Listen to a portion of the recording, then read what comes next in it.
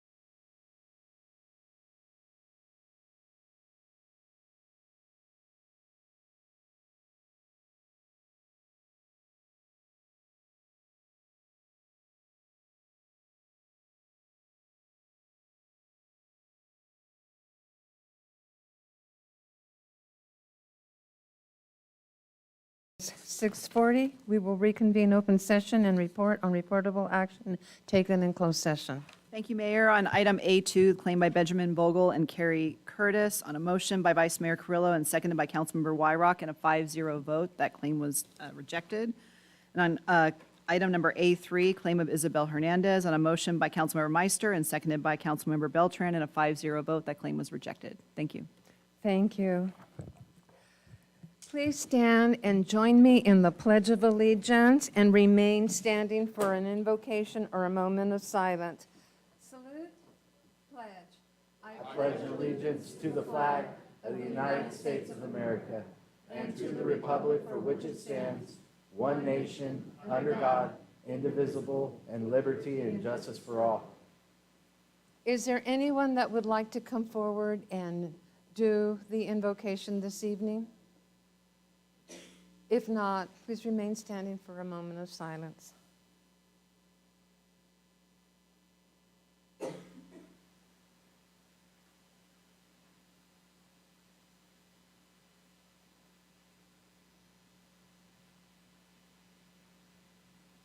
Thank you. You may be seated.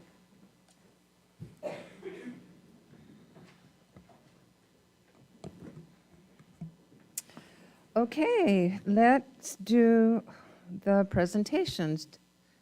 Do we have anyone here for the Veterans Homecoming? We are not seeing them here this evening. I although don't there think were so. Arrangements made. So if it's okay, we'd like to proceed further with the Police Department Citizens Recognition Award. Please. So Chief Costello is out of town in mandatory training this week, so happy to have Captain Bartow provide the Thank presentation. you.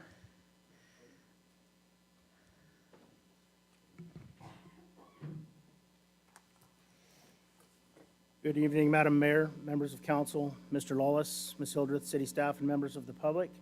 While Chief Costello apologizes for not being able to be here, it is with great pride that I get to stand here to honor two of our police officers in addition to a private citizen for going above and beyond expectations to help a fellow citizen. While our officers take an oath and are paid to protect and serve, which is no small undertaking by any means, Mr. Francisco Silva Villanueva was simply on his way home when he chose to potentially risk his own personal safety for that of another. Last week, Chief Costello, Captain Manus, and myself actually invited Francisco to come down to the police department and have morning coffee with us, take a tour of the building, and just chit-chat. We told him it is not every day that we get to meet someone like him who is willing to risk his life for others. With that, I would like to introduce Officers Vargas, Officer Gonzalez Fernandez, as well as Mr. Francisco Silva Villanueva to come up and join me at the podium. You guys come up here. And then I will read the letter of commendation from Chief Costello.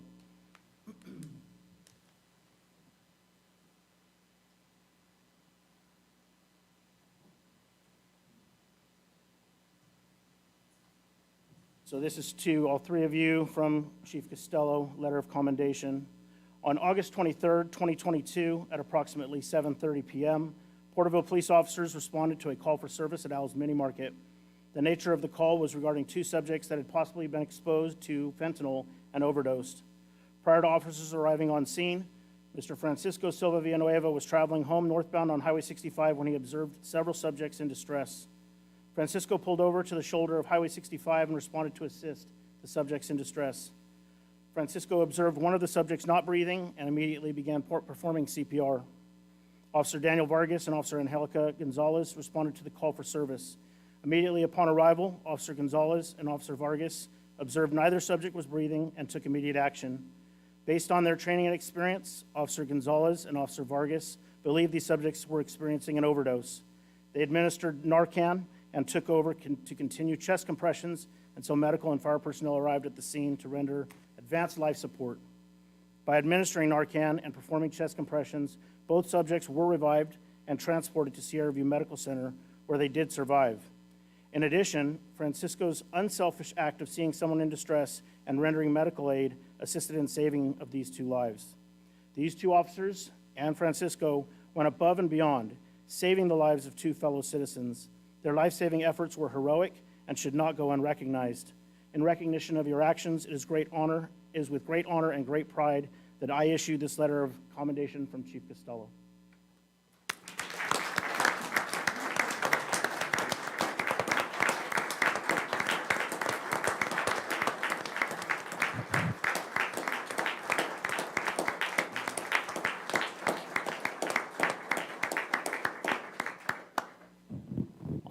On one additional note, I will note that I just learned this evening as I was speaking with Mr. Silva Villanueva that this is not his first time. In July, a couple of months before this incident, he rolled up on a trailer that was on fire and broke the window and dragged the man to safety and saved his life. So I let Chief Cogburn know that it'll be his turn to recognize. Oh, my gosh. Hi, so as all you know, my name is Francisco. My family's out there in the back. I have my wife, Denise. I have my son, Noah. I have my sister, Ashley, and my little daughter named Alize. So they're here. And I just want to say thanks to the police department. Dominic, they didn't have to do this, so I really appreciate it. Very grateful for doing this. Thank you. Francisco, we want to thank you. Have you ever considered a career in public safety? I've been asked many times, and yes, I have actually. But Well, they know, they have your number. Thank you very much for your contributions and your selfless act. Thank you. thank you guys.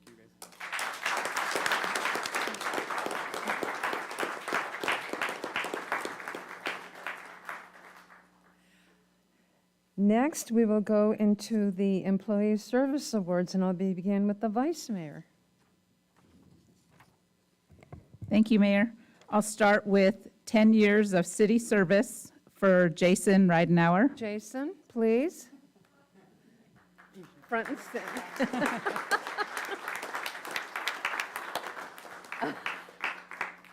So Jason's career with the city of Porterville started on December 12th, 2012, with the Community Development Department. Jason has had many roles during his career. He started out as development associate and worked his way up to assistant city manager in the administration department. Some of Jason's job duties include managing and overseeing the community development department, as well as assisting the city manager. His most enjoyable part of the job is making a difference in his community. Jason has accomplished many achievements during his career. He was awarded Employee of the Month for November 2014. He is also one of the very few in the state of California who is ACE certified, which means he is an accredited California economic developer. Jason also possesses his master's in public administration. Jason is married to his wife, Tiffany. They have 2 beautiful children, a son named Lucas, who is 8 years old, as well as a 4-year-old daughter named Reese. Jason enjoys woodworking, riding motorcycles, and loves coaching his kids' sports teams. Thank you for continuing your service to the city of Porterville, and congratulations, Jason.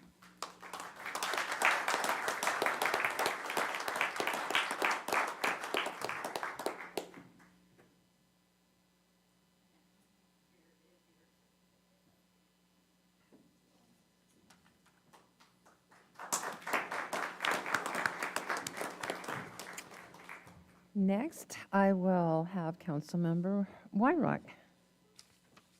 Thank you, Mayor. This award, this service award, is for 5 years of city service. Is Sergio Cerna here? Sergio, would you mind coming forward, please? I just heard a little comment in my ear. He's my cousin. Yeah, well, thank you. That's wonderful. Sergio, I'd like to read a statement on behalf of the city of Porterville.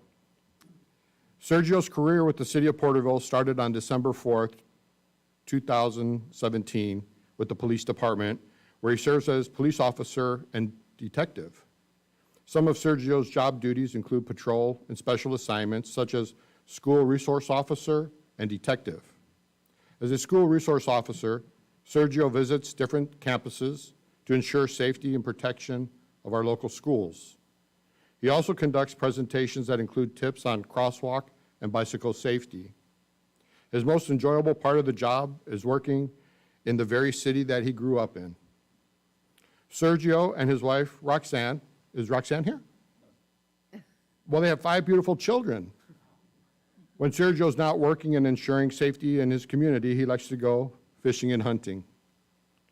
Sergio, thank you for your continued service to the city of Porterville, and congratulations on 5 years of service.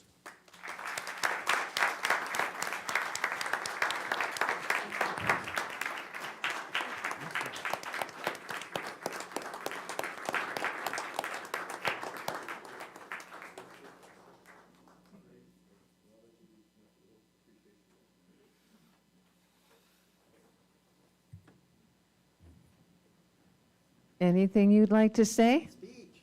He doesn't want a conflict of interest there, right? The next one, for 5 years of service, Ruben Machiche. Please come forward. Ruben's career with the city of Porterville started on December 4, 2017 with the police department, where he serves as a police officer and detective. Some of Ruben's job's duties include patrol and special assignments.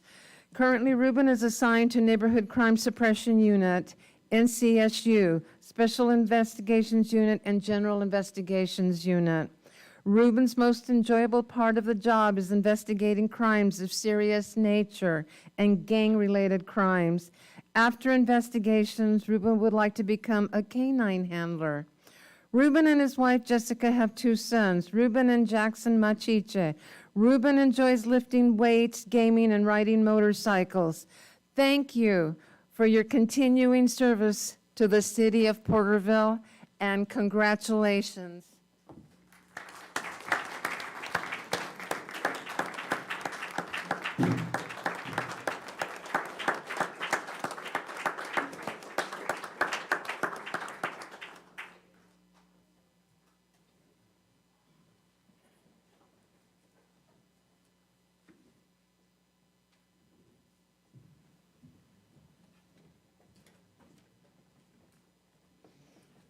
He was shy too. He didn't have anything to say. Thank you very much for the service, and very proud of the recognitions this evening. We will now go into oral communications. This is the opportunity to address the council on any matter of interest, whether on the agenda or not. Please address all items not scheduled for public hearing at this time. Unless additional time is authorized by the council, all commentary shall be limited to 3 minutes. If you are here for the public hearings, numbers 15 and 16, please hold your comments until then. When those items come up on the agenda, you will be given the opportunity to speak at that time. I'd like to emphasize that the 3-minute per speaker time period will be adhered to so that City Council can, in an orderly fashion, proceed with its scheduled decision-making responsibilities. Is there anyone that would like to come forth during oral communications? Please do so. You'll be asked to state your name and address for the record. Is there anyone that would like, please come forward to the podium.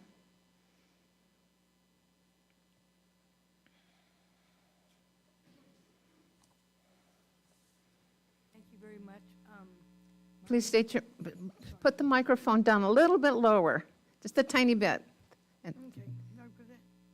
and speak into the microphone. Good? Okay. Thank you very much. My name is Elizabeth Booth.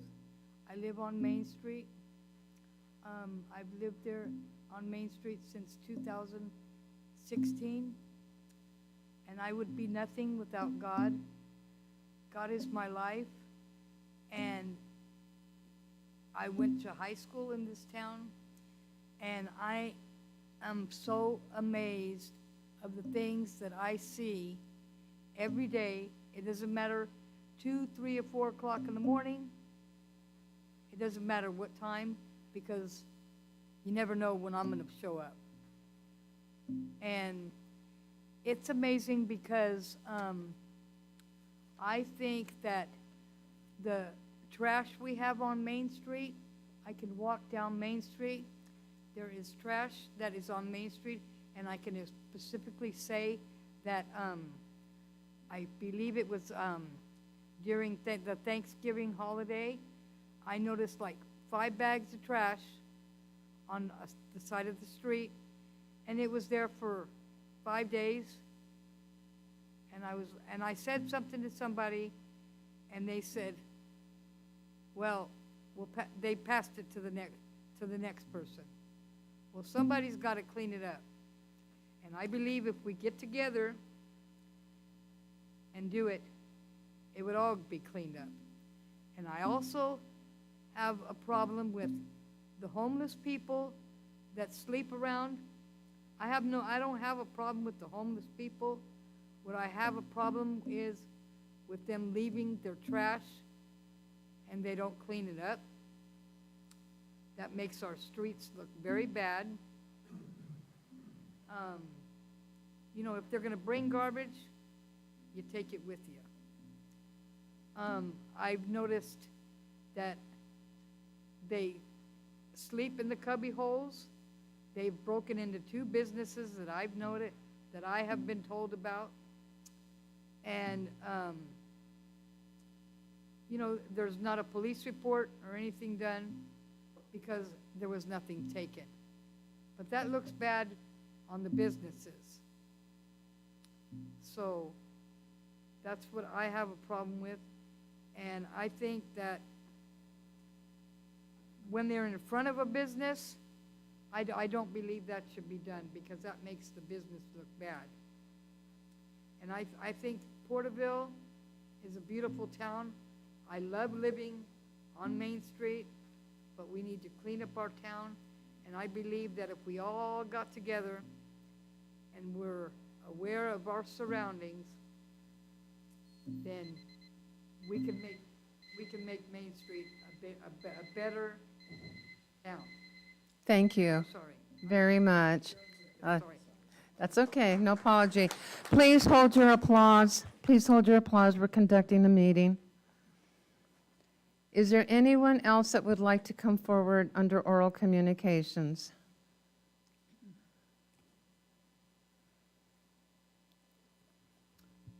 Good evening. I'm Ed McCurvey, District 4. I just wanted to come up and say the issue with the Lombardi Brookside subdivision is continuing on, and I was very encouraged by the conversation I saw in the last city council meeting where we're having a real discussion about the issues that are going on there with the traffic and the safety and the ingress and egress for that school. And I'm very excited that it's not just being pushed through and you guys are looking at it again. I really appreciate that as someone who lives in that area and represent a number of people in that area. I'm encouraged because I know Jason and I sat in front of LAFCO at the annexation, and he made a promise to the county to make sure that we would take care of that traffic out there. I was surprised when, in the last meeting, to hear about the sewer issues. And I realized when I used to walk my dog over there, I would always see the city guys over there working on that. So I would strongly encourage you guys to bring this map back that was voted on last year and take a closer look at it so that we can address the sewer issues and the traffic issues and the safety issues properly before we push that thing forward. And I'm sure there's a way that we can make this better for this area of the community. And I think that, you know, if we really just step back and look at this, in the conversations that we've had over the past year, we focused a lot on property rights of Lombardi. And I've talked to Mr. Lombardi myself. He's selling his property, he's making some money. But we need to be focused on the property rights and the property of the people that live in this area. We need to be focused on the property, the people that are going to be moving into this area when these houses are built. We need to make sure that the traffic is not lined up in front of people's houses to get in and out of that school after they buy a new house. We need to make sure they can flush the toilet. These are things that are really important, and the city has to really look at this and not in haste continue to push it forward in its current map, because it's just not going to solve the problem. It's going to be a problem for generations if it's not addressed now before it goes forward. Would strongly encourage you guys to work together to do the right thing, and I'd be happy to work with each and every one of you as citizens in that area and talk to people in that area. I know there was a call to have a public hearing and talk to people from that area about this issue, and I think I would strongly encourage you guys to do that as well, to hear the people from that area because they are not happy, and we really just want the right thing to happen over there. It's not against the building, it's just to make sure that we're looking at the whole picture and the long-term growth and positive growth that we need in that area of the city. It's not an easy issue. I think it was voted on in haste, and I would just encourage you to review it again, bring it back to council, fix that map so we can make sure that we grow responsibly in that area. Thank you, Mr. McCurvey. Is there someone else that would like to come forward? Please do so. Do we have anyone on virtually? Yes, Your Honor, we have 2 individuals. I'll go ahead and bring in the first right now. Please.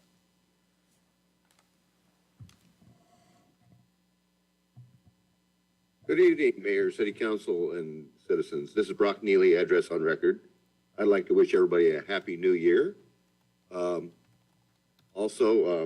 like to apologize for anybody if I got a little curt the other night when we had the massive rainstorm because of my inability to be able to find any sandbag. I've had discussions with representatives from the Cal OES office in Sacramento, found out what the root of the problem is. There are probably going to be senatorial hearings on this issue to find out why the county of Tulare was requiring the city of Porterville to service county citizens under city taxpayer dollars. So you may see some reimbursement from the county for the issues with the sandbags and why RMA is not doing its job. The other thing is on item 4 on the agenda, it appears that Milanich and Porterville Collision doesn't want to do business with the city any longer. So I'd recommend you just take them off the bid list. Because if they can't work our vehicles in their normal workflow, and they know that they're going to get paid with tax dollars, then they don't need to have our business. Only that Milanich likes to use used parts. The other thing is I would like to commend Councilmember Wyrick on his recommendations on the council handbook. I agree wholeheartedly with everything that he's got there. Very well thought out, and I do like his communications form. I strongly encourage every one of you council members to use that. And then the other thing is on the legislative budget and legislative priorities. I went ahead and forwarded that those screenshots to Senator Hurtado. I've been in communication with her for about 3.5 years on PDC, trying to get that as a CSU. She's got support in the Senate to do that. She's just working on getting support with the governor to make it happen. So if there's anything that the city manager needs talking points sent to legislators on that priority list, get them to me and I'll get them to people and they can start sending letters to state legislators. Thank you very much. Thank you. Is there someone else that would like to come in? Yes, Your Honor, I'll go ahead and bring it in now. Please.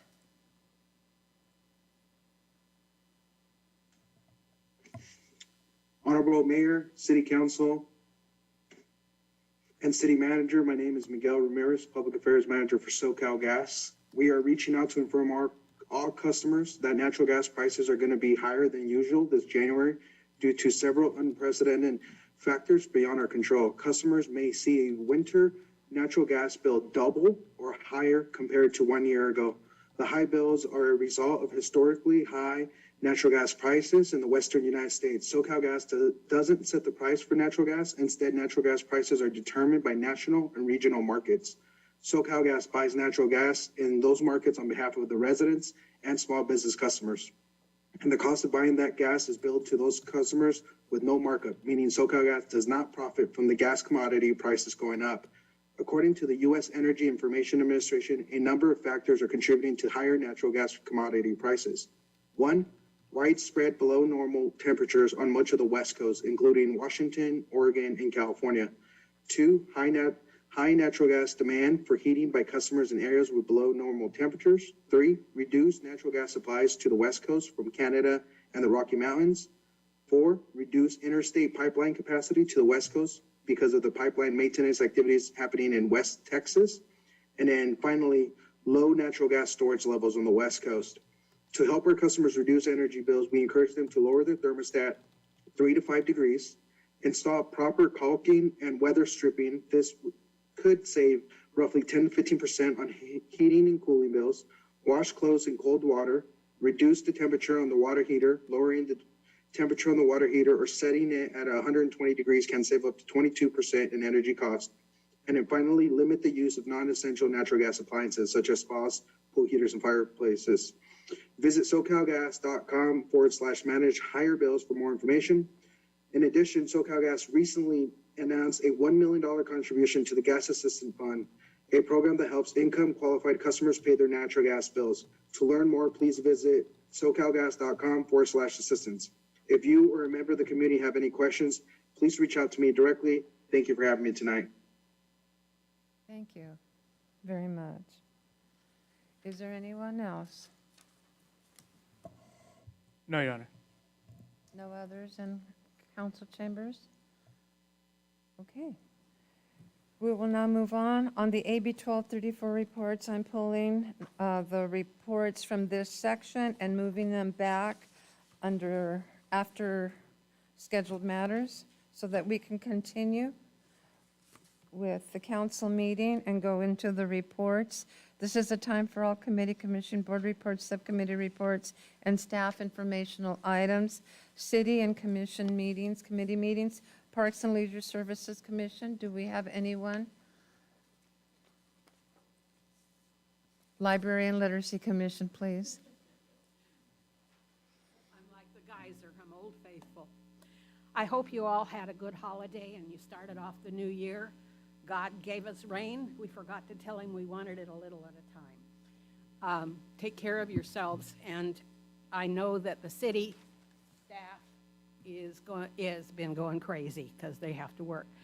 But the Library Commission keeps working, and the library has done many, many things, and we have a wonderful calendar for January. And darn it, I didn't realize that Avatar was on it, and I missed it, because they do have movies. We have movie nights twice. We have one in the afternoon. Well, they're both in the afternoon, and so that people can get together. But I'm going to give you the highlights for December because, well, December we were very busy. Our virtual story times with Anna Marie and Alma were very busy.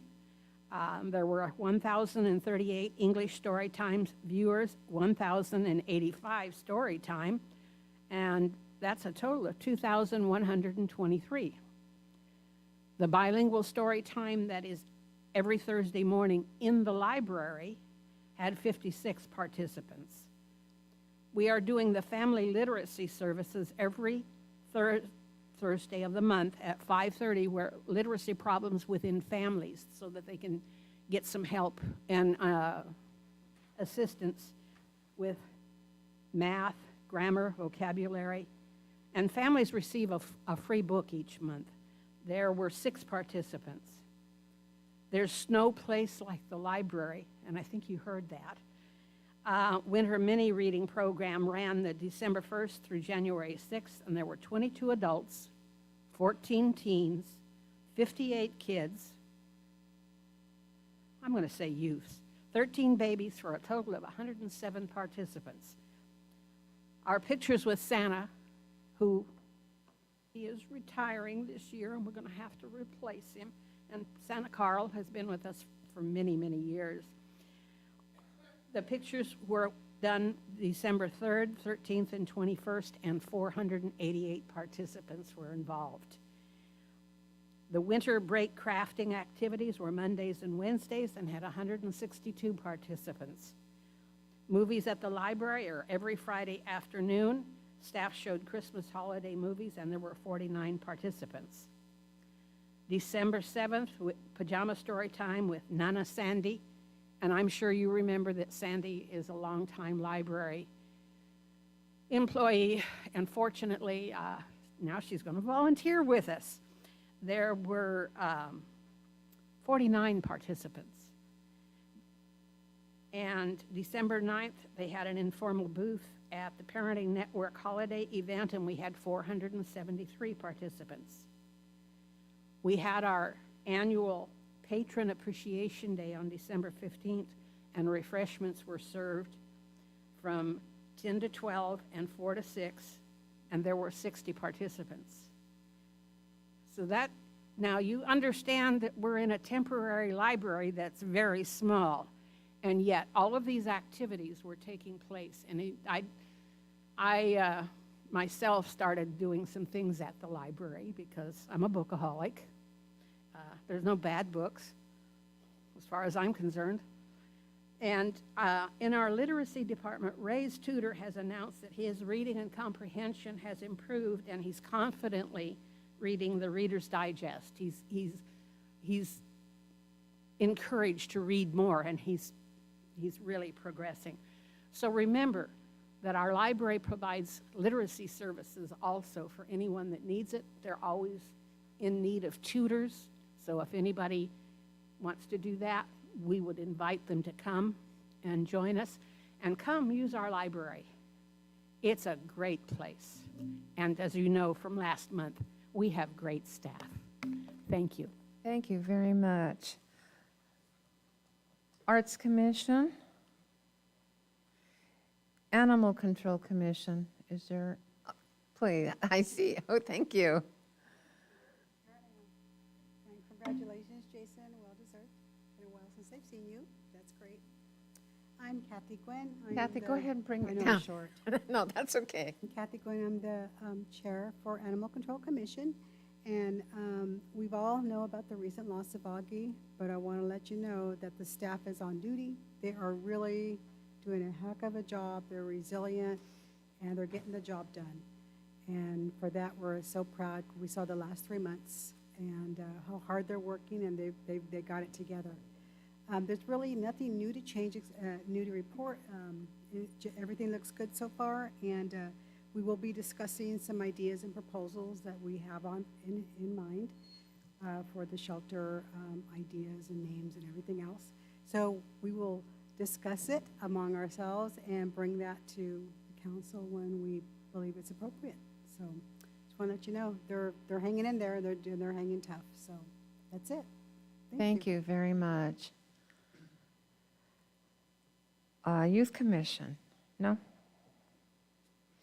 Transaction and use overtax, no?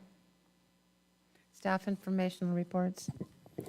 Thank you, Your Honor. Just your standard monthly report providing an update of the Phase 4 status update for December of '22, which reflected a 3% decrease compared to 2013. The city's cumulative savings total is at 25%, just beneath the 26% target. During the month of December, there were 10 notices of violations issued and 15 administrative citations. Thank you. Council, do you have any questions? You're okay? No questions? 15. Okay. All right. No other questions or comments? We'll move on now to the consent calendar. All consent calendar items are considered routine and will be enacted in one motion. There will be no separate discussion of these matters unless a request is made, in which event the item will be removed from the consent calendar. All items removed from the consent calendar for further discussion will be heard at the end of scheduled matters. Council, are there any noted conflicts or any items that should be pulled or any items should be from staff? Any? I have a question on agenda item number 10. If we could talk about it later, move it to schedule matters, or? Okay, we'll remove item number 10. Are there any others? Then do we have a motion? Staff Oh, would like please. to request moving number 14 to scheduled matters, provided an update of information received this weekend. Okay.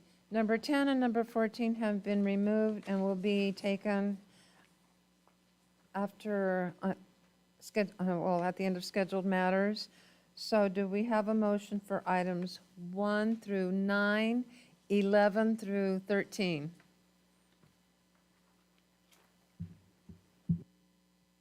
I'll make a motion. I'll second that motion. We have a motion, we have a second. Call for the vote, please.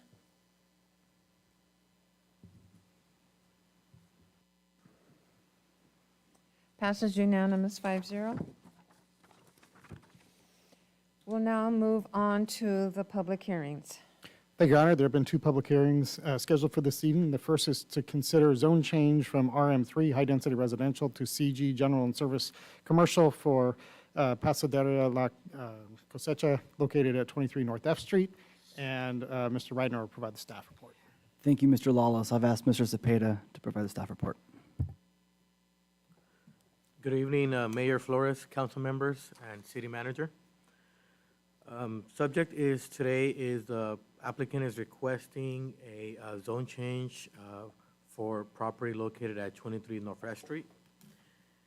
In June 2022, city staff received an application for the development of a new bakery, Panaderia La Cosecha, to be located at 23 North F Street. The project review committee reviewed the project and met with the applicant on June 22nd, 2022. The project proposes to construct a new 1,640 square foot bakery on a vacant lot.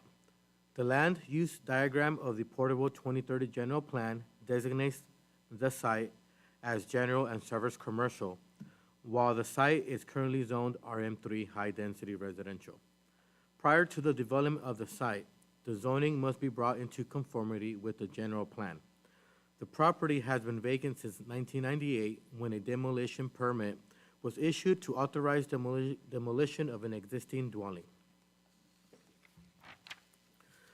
The proposed zone change to general and service commercial is consistent with the development standards for the CG zoning district. The CG zone is intended to accommodate retail and service uses that meet local and regional demand, will advance the goals and objectives of, and is consistent with the policies of the general plan. The future development will be required to adhere to the current applicable development standards. It is not anticipated that the zone change or the associated development would have a negative impact on the surrounding properties or the environment. Because the proposed rezoning is intended to provide consistency with the general plan and would facilitate development of an exempt facility, the proposed project is exempt from the California Environmental Quality Act under CEQA Guidelines Section 15303, New Construction or Conversion of Small Structures, Subdivision C. A notice of exemption will be filed with the Tulare County Clerk if the City Council approves the project. So moving forward, staff would recommend that the City Council conduct a public hearing to receive input regarding the proposed zone change. And second, approve the draft ordinance, give first reading, and order the ordinance to print. Thank you. Thank you very much for the report. Okay, council. I am going to go ahead and open up the public hearing. It is 7:18. I will open up the public hearing. Is there anyone that would like to come forth on this project? Do we have anyone on virtually? No, Your Honor. Thank you. It is, seeing that there are none, it is 7:19. We will come back. How does council, we'll close the public hearing, and how does council wish to proceed? Any questions for staff? Any direction? Seeing that there are none, Madam Mayor? yes? The staff's report is really nice to see. I'd like the supporting documents here with the drawings. Yes. Including the site plan. And there's, with the bakery being placed on that lot, with the square footage and the exterior elevations and such, there's plenty of setback area for access to the rear of the building if need be, and yes? Okay, so you are making the recommendation? No, I'm just asking for clarification asking that for the setbacks clarification. don't That was the impact question, okay. lot lines. And I thought I saw a head nod that we're good with that. Correct, Councilmember Wyrock. As part of a project review committee, or known as PRC, setbacks that are reviewed, and it will also be reviewed again upon that building permit submittal. Thank you. No further questions, thank you. That answered the question. I'm sorry, I thought the other was, okay. Any other questions from council member? Okay, direction, how do you wish to proceed? I motion to go forward with the staff's projection. The staff recommended, we have a Yes. motion for staff recommendation to approve the draft ordinance, give the first reading, and order the ordinance to print. I'll second. And we have a second. No further discussion. Call for the vote, please.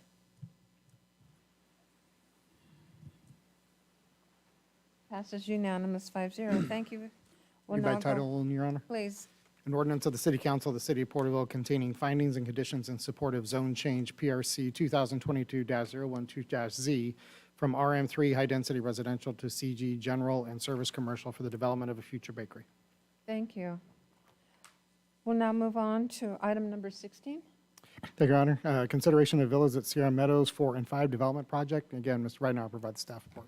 Thank you, Mr. Lawless. Honorable Mayor and City Council, the city's Project Review Committee, or PRC, as we just discussed, began its assessment of PRC 2020-48 in 2021. As city comments were incorporated into the project, it was subsequently discussed at PRC meetings on May 26, 2021, September 29th as well. A formal project submittal was received on December the 17th the same year. The proposed project consists of several development entitlements, which will need an amendment to the general planned land use diagram, conditional use permit, attended subdivision map, as well as an annexation. The project would result in an annexation and development of APN 269-060-020, which consists of approximately 20.23 acres located in the southwest corner of West Gibbons Avenue and South J Street.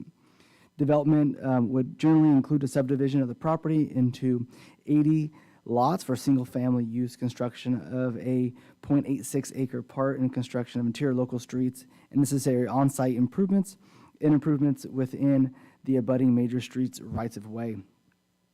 Upon completion of the draft initial study / mitigated negative declaration, let me get tongue-tied here, which is also known as an M&D, notices of intent of completion were filed in accordance with CEQA. The document was also sent to the State Clearinghouse and circulated for a period of 30 days, starting on December the 16th, 2022.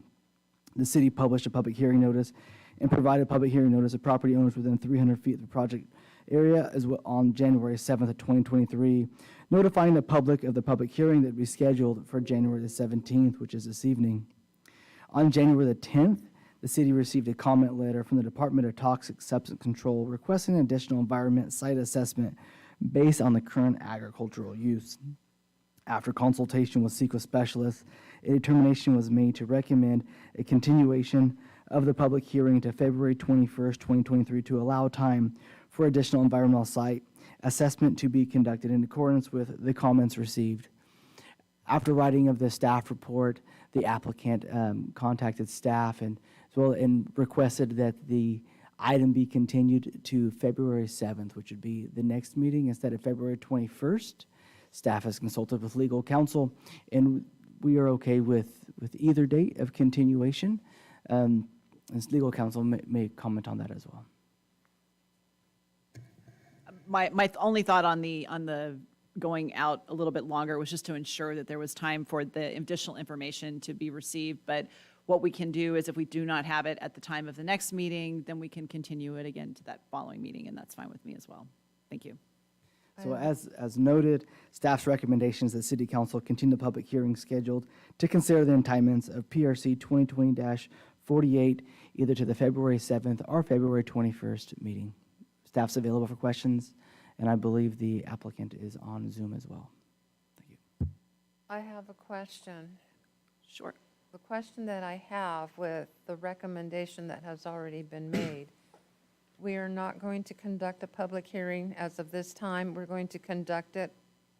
Right, our recommendation is we would open and continue, but we did publish in this agenda that our recommendation was to continue it. So you can just simply open and continue, and we can defer public testimony until we have the full, complete, information for the hearing either at the next meeting or the meeting after. Okay, so to open the public hearing and then to carry it.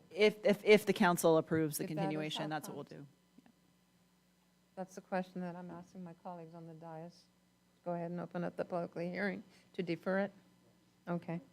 It is 7:25. I will open up the public hearing. We will carry Well, comments. the question is, you guys will need to make a motion whether you'd like to continue it. You can go ahead, it's okay that it's open, but what you'll need to do now is decide what date you'd like to continue it to. That is the question. and make a Would you like to motion. continue it to February the 7th or to February the 21st? I have a question on Yes. that. Yes. So if we extend it to the 7th, we have the opportunity to take care of it then if we get the information If the in information's time. been provided and which the developer believed they would have the information by then, that's why they would like to do it sooner than later. Then if you have it, then we will have the item prepared for that night for the public hearing. If for some reason we don't have it in time for the agenda posting, then our recommendation would be then at that point to go ahead and continue it to the following meeting. Okay. Please. Just a clarification question. If we open it, we can open it for numerous public hearings, correct?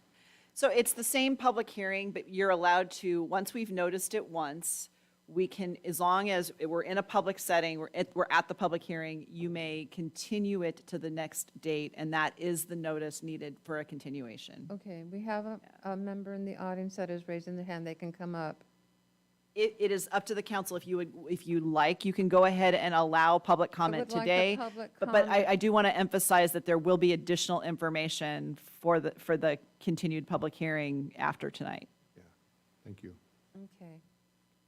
I'm going to go ahead and allow the comment, and as we're carrying it over, these comments will go into that. They would be entered into the record Be for the entered public hearing. Into that, and there'll be more information brought forth at the next meeting. So please go ahead, come up, and please state your name and address for the record.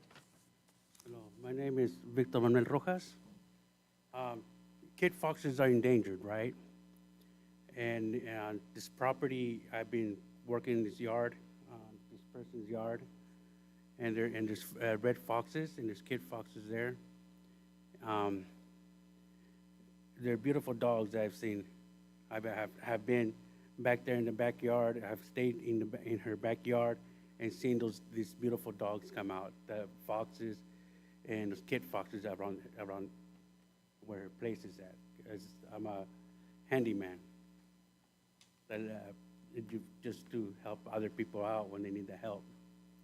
I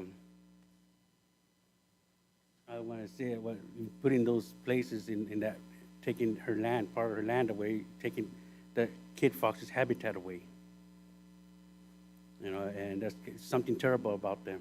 I mean, terrible things like that happening to extinction of those foxes.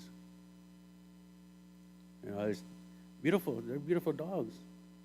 I mean, dogs, kid foxes. They have their habitat there.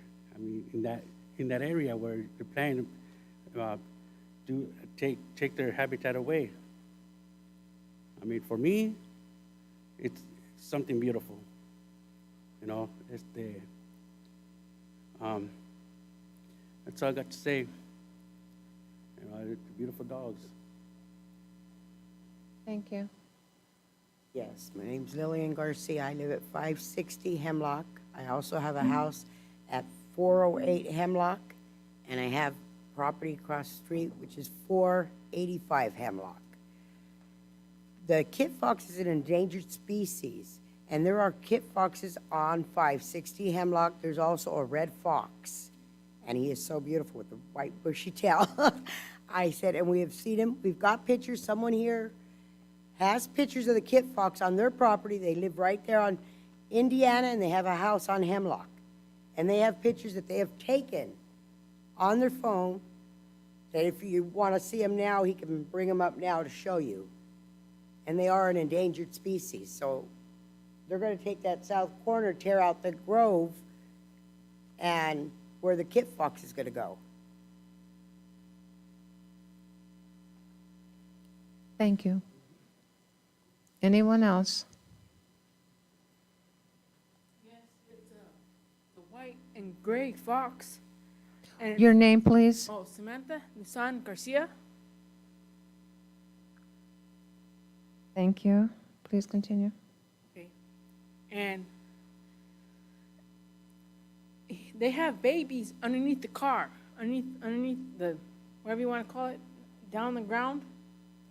They have babies down there. And they come up to see what's going on, and then they go back. What she's trying to say is, she has seen a kit foxhole underneath one of our cars that's been sitting back there. There's a hole, and there's a kit fox, and it was having babies in there. We seen little babies come out. She would put cat food out for them to eat. Dog food. Oh, dog food. Well, thank you very much. Okay, thank you. And thank you for the information. We will go ahead and continue the public hearing to the, do we have a recommendation? I'll do a recommendation that we carry it to the February 7th, 2023 date and start there. I'll second that. And we have that motion, we have the second, and we'll continue the public hearing till February the 7th and continue more input to that regard. Yes, no further discussion. Call for the vote. Passes unanimous, 5-0. Okay, thank you. We will now go into scheduled matters. Thank you, Your Honor. We'll now have 4 scheduled matters before the council this evening. The first, and I guess I would say this, really the order of this can be subject to the council, given you had two other items moved. So you do have people in the audience that are here with respect to both of those items. So Does council, we can move out the one that got pulled for the barn theater? We can do that one right now. I just wanted, because you do We'll have some do the folks one over for here. the barn theater, and Councilmember, please go ahead. Okay, so yeah, thank you. Item number 10 on the consent calendar was pulled at the request of Councilmember Meister concerning the amended barn theater revocable license agreement. Happy to answer questions, provide the staff report. One, I want to apologize for not giving you more notice. It was something that came to my attention walking into the office here earlier. But, due to some of the issues with inflation and trying to raise money for nonprofits, I think it's our duty as the city and being a partner with the Barn Theater to give them every opportunity to fundraise. So something that was brought to my attention was doing vendor events outdoors to help.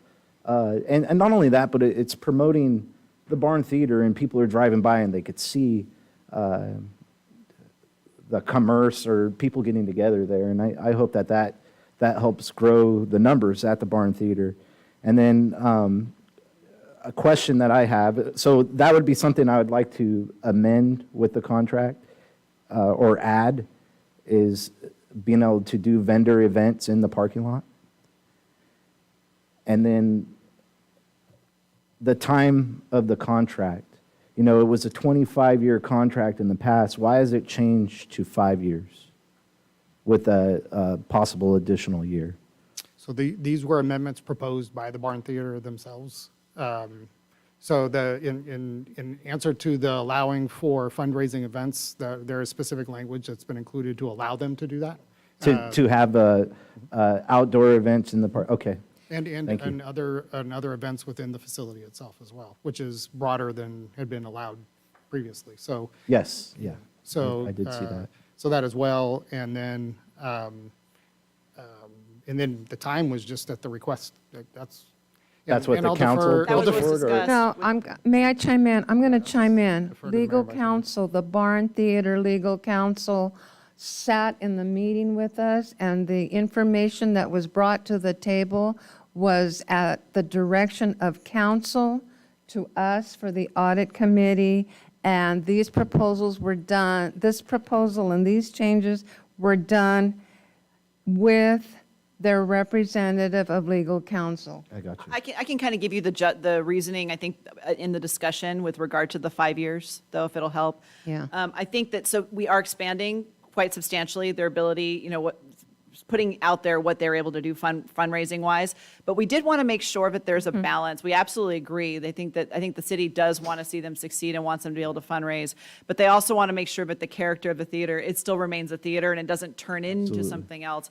And so by having the term of the 5 years, that'll give us the ability to kind of check in, engage, and see if things need to be changed after a 5-year period.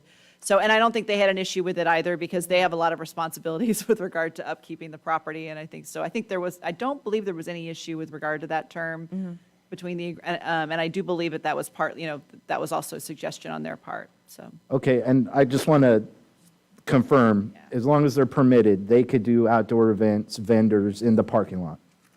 That is Yeah. something they'll be able to do. Yeah, I think that there may be, there may be issues if they want to actually conduct a swap meet, because we do have requirements, specific requirements for a, quote, swap meet, but I don't think that's what they were ever proposing.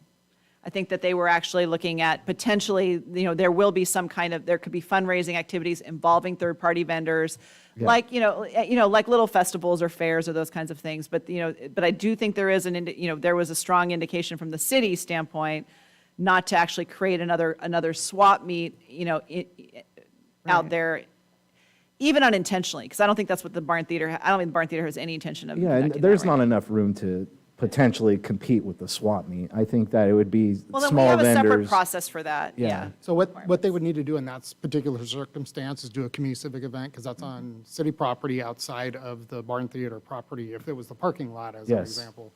And so they would need to do business license for, just as you would the Chamber of Commerce or any other that is doing that type of an activity on city property. Okay, But it's Thank you. fully permitted, they can do it. thank you. That answer questions? Yes, thank you. Okay, so do you have a recommendation? I would motion to go forward with staff recommendation here. We have a motion? And if I Well, may, if this- there was, I don't know if I could pull back, was there any other questions? Well, I didn't have any other questions. We were part of the, Okay. And it was the staff recommendation, but actually it was a recommendation from the internal city audit committee that reviewed this, which includes public member and others. Thank you.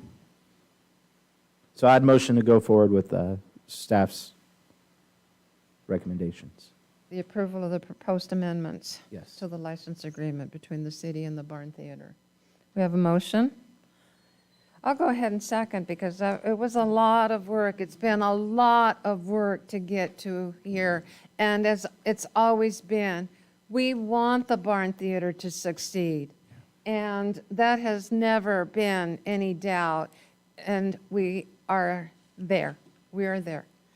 So I'm grateful to see that. Okay, we have motion second. Let's call for the vote. No further discussion. Passes unanimous, 5-0. Okay, thank you so much. And we'll now go to the scheduled matter. Yeah, and get signatures, that's what it was. We'll get signatures on that Signatures. real Get quick. it wrapped up. Okay, If okay to go to number 14, would that, you have let's go to representatives? 14. Okay, so item 14, we pulled at the request of staff, which is, it gives report to your status and review of local emergency drought item. Was made aware on Friday and further conversation over the weekend. The self-help emergency tank program that's occurring across Tulare County. There's approximately 300 homes in Tulare County that have wells that have run dry, and so self-help, funded through the state of California, I believe does weekly water deliveries to those residences. The source water for that has been through Bob Wiley Detention Facility in North Visalia, where they've been using the county's facility there and the well to provide the source water for those And last week's storm event destroyed the road, or at least caused damage to it that the trucks can't access the well site right now. And so given that they were using the other county detention facility, it pivoted back to, well, can we use the Porterville jail facility? But that is not on a well, that is on the city's water system. And this brings to light the city-county well agreement, which was referenced in this, which was one of 3 wells that was required as part of the East Porterville Water Supply Project. The council's aware that city-county well was the first one that was put in fairly short measure after the emergency conditions in 2016. There was just last year, the second well came on, or just this last year in 2022, the second well came on, and we're still waiting for the third well, which probably won't come online until either late this year or first of 2024, which would be the 3 wells that were the source water for the almost 900 homes that are served in the East Porterville area. In addition to that, the council is probably aware the state of California broke its agreement with the city for a source water, a well for source water for consolidations, which we are currently in the process of working with self-help. There's a number of projects but in the end, there's not, the state withdrew its commitments to funding of a well. So what's been asked is that given the emergency condition that's arisen, given that the access to water is not available right now from the Bob Wiley Detention Facility, is if they could access water off that city-county well, which has, as part of that well agreement between the city and the county, the ability to take 3 million gallons a month if requested by the state of Cal OES. That was one of the provisions of that. The request by the county is for the council to consider allowing, and I guess a couple of considerations that needs to be given to this is that this is a county-wide program, and there's some SGMA implications to this of crossing over groundwater sustainability agencies between the Eastern Tule GSA into the other 2 GSAs that are probably affected through this. And in addition to that, where these homes might be located at. I know some of them are in the Eastern Tule GSA. I know that there's some out in the Poplar area and kind of in the peripheries of our area, but, and I know Mr. Knight is on as well, is familiar with the conversation and has been ready conversation with the state as well as, but this request came through Andrew Lockman through county, Tulare County Office of Emergency Services, who has been working with self-help, and you have a representative from self-help here, that are faced with this dilemma where they're not able, at least in the emergency moments at the moment, to access the well site that they've been using to provide source water for the 300 tanks. So the consideration would be to allow self-help and their contractors to utilize city water to serve that.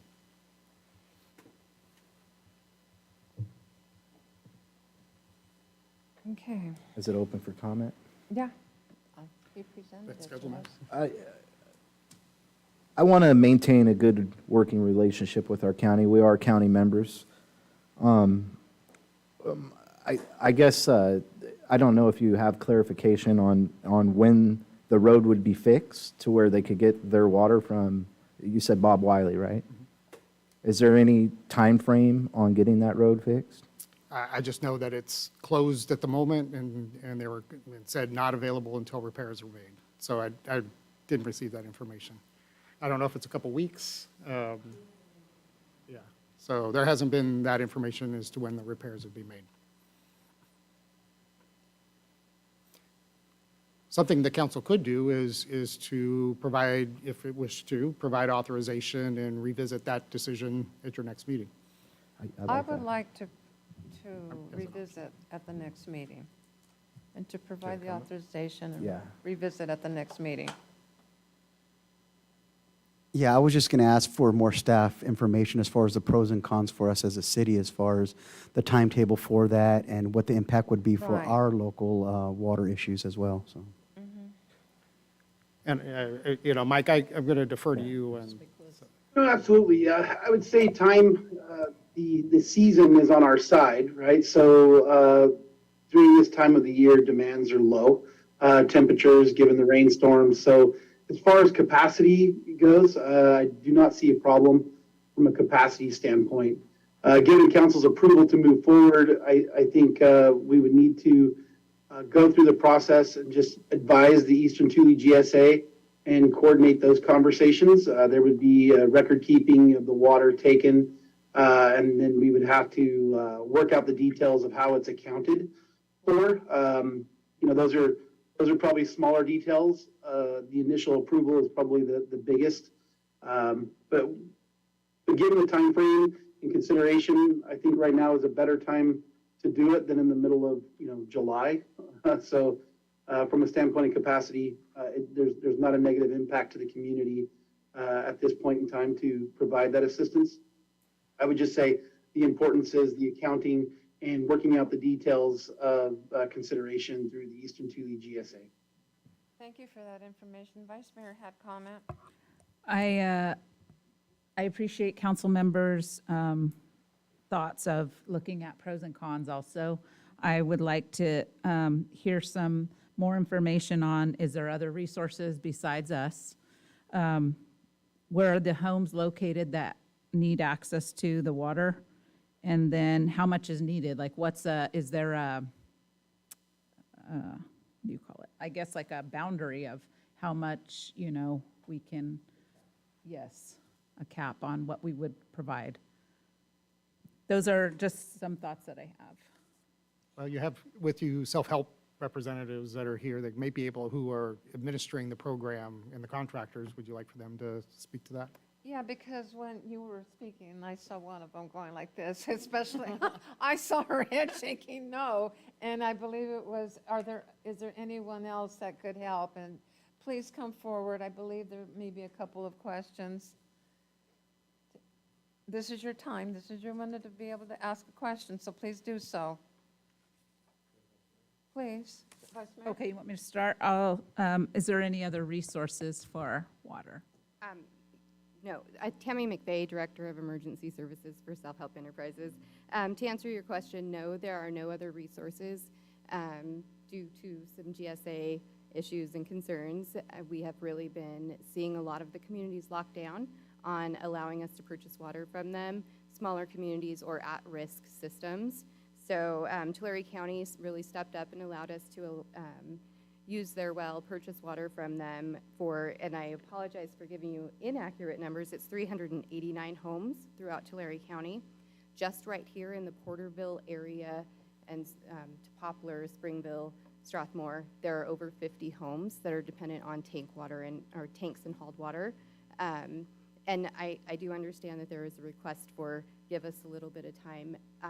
This well went down last week, so those homes will be without water starting this week because we don't have a source. A little bit of clarification. So for the Porterville area and other areas, there's 50 homes? The Porterville and surrounding areas. Okay. And then a total of 389 overall.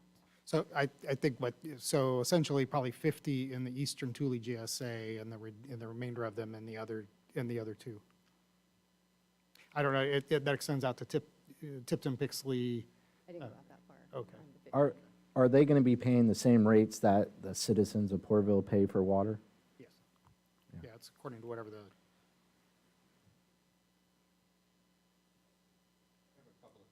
Please do so. I know you have to push that hard. I think got my old one. Well, I'll just speak up. About how many days left of water? When was the last delivery to these houses? I mean, are they gonna run out of water tomorrow, or do they have like a week? What's the, if you will, the burn rate of the water? So it depends what their regular delivery schedule is. So it goes from Monday through Sunday. So I think we were not allowed to use the well after Tuesday of last week. Okay. So those affected would be Wednesday to Wednesday. So Okay, thank you. So it's ongoing deliveries, Yes, different routes? weekly. And is it like big semi-trucks that haul this? So is it the well that failed or the road failed? the road failed. Is this a roadway or an access point to a well site off of a public road? Do we know? Or Michael, do you know? I don't have details on that. Yeah, I don't have any information on as far as. What county are, I believe it's not a public road, it is an access road to that and I'm just reading the information that I'm getting from Andrew Lockman in our conversations. So it sounds like it was not a paved road, it was an access that we were using. Tracking out mud and making a mess. Yeah, and just with all of trucks stuck. the deluge that happened, and in fact, they closed the road, and the contractors continued to use it and further damaged it, so. Contractors being who? The potable water deliveries. Oh, pardon me, thank So you. they continued, even though the road was closed, or they cut off the access, they continued to use it, and that created further issues. Well, I'm just wondering if they can restore, sometimes I've seen graders come in and get the mud out of the way, and then they just put mats down, and trucks could be hauling in a day. But I'm in support of helping if the Eastern Tule GSA and others that have interest in the water are okay with it. I like Mr. Knight's, Director Knight's comments about tracking the water and accounting. But I was just curious about that. That was it. Thank you, Madam Mayor. Councilmember Beltran, did you have any comment? No, I think everybody's, I have thoughts on it, but nothing that's going to be sorted out today. There was a question regarding how much water we need access to. It would be 1.7 million at the max. So that's typically summer months. Right now, we're not hauling as much because folks aren't using their evaporative coolers. So we're about 1.3 million Per month? gallons per month. I would motion that we go forward, help our neighbors, but that we get more information and re-advise in 2 weeks. We need to Bring this back revisit to your it. next, We Yeah. would have and more provide your information. report. So just to clarify, that water would be provided on a provisional On a basis? Yes. provisional With it to come back, basis, on a provisional basis, and I would second that, and would like to have it come back to revisit for more discussion to this regard. And can I just add too, with the understanding that we'll do it properly, we'll work it through the GSA issues? Exactly. It actually raises some interesting issues from this, because if the source well has been out of North County in another GSA, Yes, it it's does. actually been coming into this GSA, so I don't know what implications that has to the. We'll have to sort that stuff out. Yeah, so there's 3 GSAs in Tulare, Correct. I think 3 GSAs in Tulare County, that's my understanding. And so having to sort through that, which I think we're all supposed to be working together on that, Mike, aren't we? He smiles. He up. smiles. See that smile? Yes. Where's Rogelio when we need him? He's not here tonight. We are now, right, Michael? Yeah, exactly. And I just want to go forward, I would like to work with self-help, get some more details, also have some follow-up conversations with the Tulare County Emergency Response folks and the ETGSA. And I'm sure that'll all come back in a report for council's consideration, just to work through all these details. Thank you for that. So you have a motion and a second? Yeah, we have a motion in a second. Who's second? I thought you said. Who's second? No, I know I did. I was waiting for further comment. Is there any more discussion? All right, let's call for the vote. Passes unanimous, 5-0. I was just seeing if you were on task. Yeah, so Mike Knight would be the channel's already there, and it may, I know safety will be one. There's some safety implications to the well there, and given our system is entirely integrated, so just the water allocation comes off that well. I'm going to assume, Mike, you're going to want a different location than in on Olive Avenue, right? Yeah, we can work Yeah, out this came up before, which that's a bad circumstance right there. But, so in the end, just recognize it's coming off, the credit off that well would be even though it might be coming out of a hydrant at Courtyard or something like that. Well, thank you very much. Yeah, to Mike Knight, that'd be the best. Okay. All right. Okay.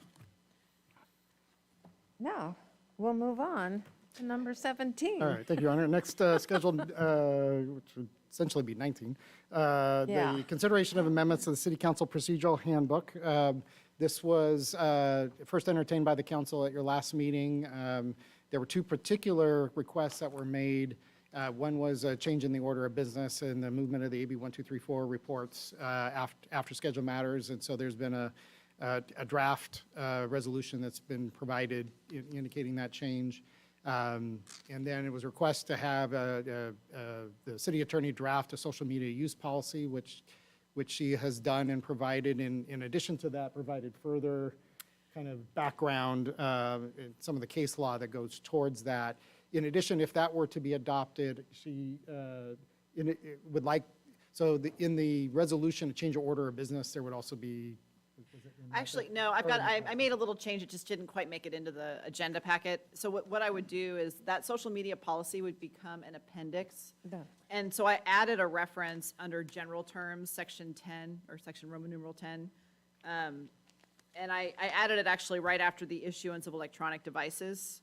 So it would become subsection D under that Roman numeral 10 general items. And then the other ones after that would be renumbered. So what I would do is I'm proposing that the council add this subsection on social media that states the city council members recognize that their individual use of social media tools such as Facebook, Twitter, Instagram, et cetera, should be done in a manner consistent with the Public Records Act, Brown Act, and other applicable laws. The city council has adopted a policy in an effort to strike an appropriate balance between privacy, liability, and public records concerns, and to keep clear distinctions between official and personal accounts. See Appendix F. And then Appendix F would be that social media policy, should you guys adopt it tonight. Okay. First of all, I want to say thank you, because I know a lot of us, we have had the question, but it's been ongoing for more, this was not recent, the conversation began, I remember that we had the conversation back in January, a year ago, which is why it was highlighted and brought back. I'm pleased to see that we are changing the order of the meetings by pulling our reports to the end of the meeting after scheduled matters, because we have to conduct the business of the council and everybody else that does come in. Did you have any questions on this? Did you have any questions on these changes? And then I know Councilmember Wyrock brought to the table some of his input. Did my colleagues read these changes? Did you guys read these changes? Okay. And you were okay with it? You know, I kind of talked to Councilmember Wyrock already about it. I really like there we go, now they can hear me. I really like the council communication log. I think that could be a good tool. What I don't like is that we're taking logs and then it's saying council member just forward information to the city manager. I just don't want to, I feel that we already have that capability. Why make a procedural to do it this way? I can appreciate the comment. May I chime in? Yes, May I chime yeah. in? May I chime in? And I understand that. You don't want to see it written in concrete as that is what we have to do. I don't, that would be, yeah. that's how I understand that. I'm grateful that we do have this information, because I believe that each of us should have the responsibility to take the notes as we talk to somebody, we have the communication, and to bring the information to the city manager almost immediately if it needs the action, because it will come back to us if it's not solved. We will get that, so you don't. Yeah, I get that, and my thought is just why make more rules for us? There could be a case where we're all writing about something and then it becomes a serial meeting and certain situations, right? And so I love the communication log. I've told Dawn that I would use it. I like it. It's a good format on keeping my notes. I just think, why commit ourselves to more rules than what is needed? We all take notes. That's part of our duty. We're here to serve the community. We all bring things to John Lawless. He is our point of contact. Why make it a procedural in the handbook in that sense? Yes, please. I feel, I wanted to hear a little more about the communication log in case, just to see that I understood correctly. But according to the conversation right now, if that's, because I'm trying to confirm, this is a log that we should utilize to take our notes and track all this information, which is all good information, and then forward that to the city manager. I feel the same way as the other council member, is that it's an added extra step of more things, and some of these conversations are not a one-time conversation. Yes. They're usually a dialogue back and forth, and I think we would spend more time filling out the log than putting thought into the conversation that we're having and sharing that information. And I think everybody, I can just speak for myself, a lot of the ways I track things is by the emails or document texting, whether it be to myself even as notes, or to the city manager or the city attorney. That's just my thoughts around it. I have a potential, I'm just throwing it out there, just a potential option. You don't have to make this a mandatory thing or even a recommended thing, but it could be an available thing. I like that tool. And that way, if you want to use it, you can. And if you don't want to use it, you don't have to. You can use it to whatever extent you want. So you could partially use it. You could fill, you can use what categories you want. And that way it really, because honestly, how you decide you're going to communicate with your constituents really is ultimately up to you anyways. But it becomes a tool then that is available, and it's something that's out there. So just a thought, if you're, wanting to look at some way of including it, but not necessarily making it a mandatory thing. Councilmember Belton? Yeah, if I may. Yeah, Don's recommendation was great. It was just a reminder, I think, is make our best effort to try and communicate, especially if it's somebody that's not in our district, or address it to the proper staff. And I think for myself, it's try to remember a name. Maybe I don't get a phone number, or write down the comment. It's a great reminder because it's not in the handbook of, well, how should I communicate this to the next person? So I appreciate that, the sample of what it is, because that's the gist of what we're trying to do. So it was a good reminder for me to how to do that. I like available. I like the word available and not something that is concrete, because I don't know how your feelings are toward that, but that the form is available for notes. I like A that. simple note, a simple statement that the form is available for notes and processing. Very simple. May I? Please. Well, I appreciate the comments. My pen isn't red, but I'm like, I might have drafted this, but I have no heartfelt stake in this. Consider adding, then some paragraphs, and items may include, people take notes on, sticky notes, and I need more of a methodology for me to follow up and make sure I don't drop the ball on somebody.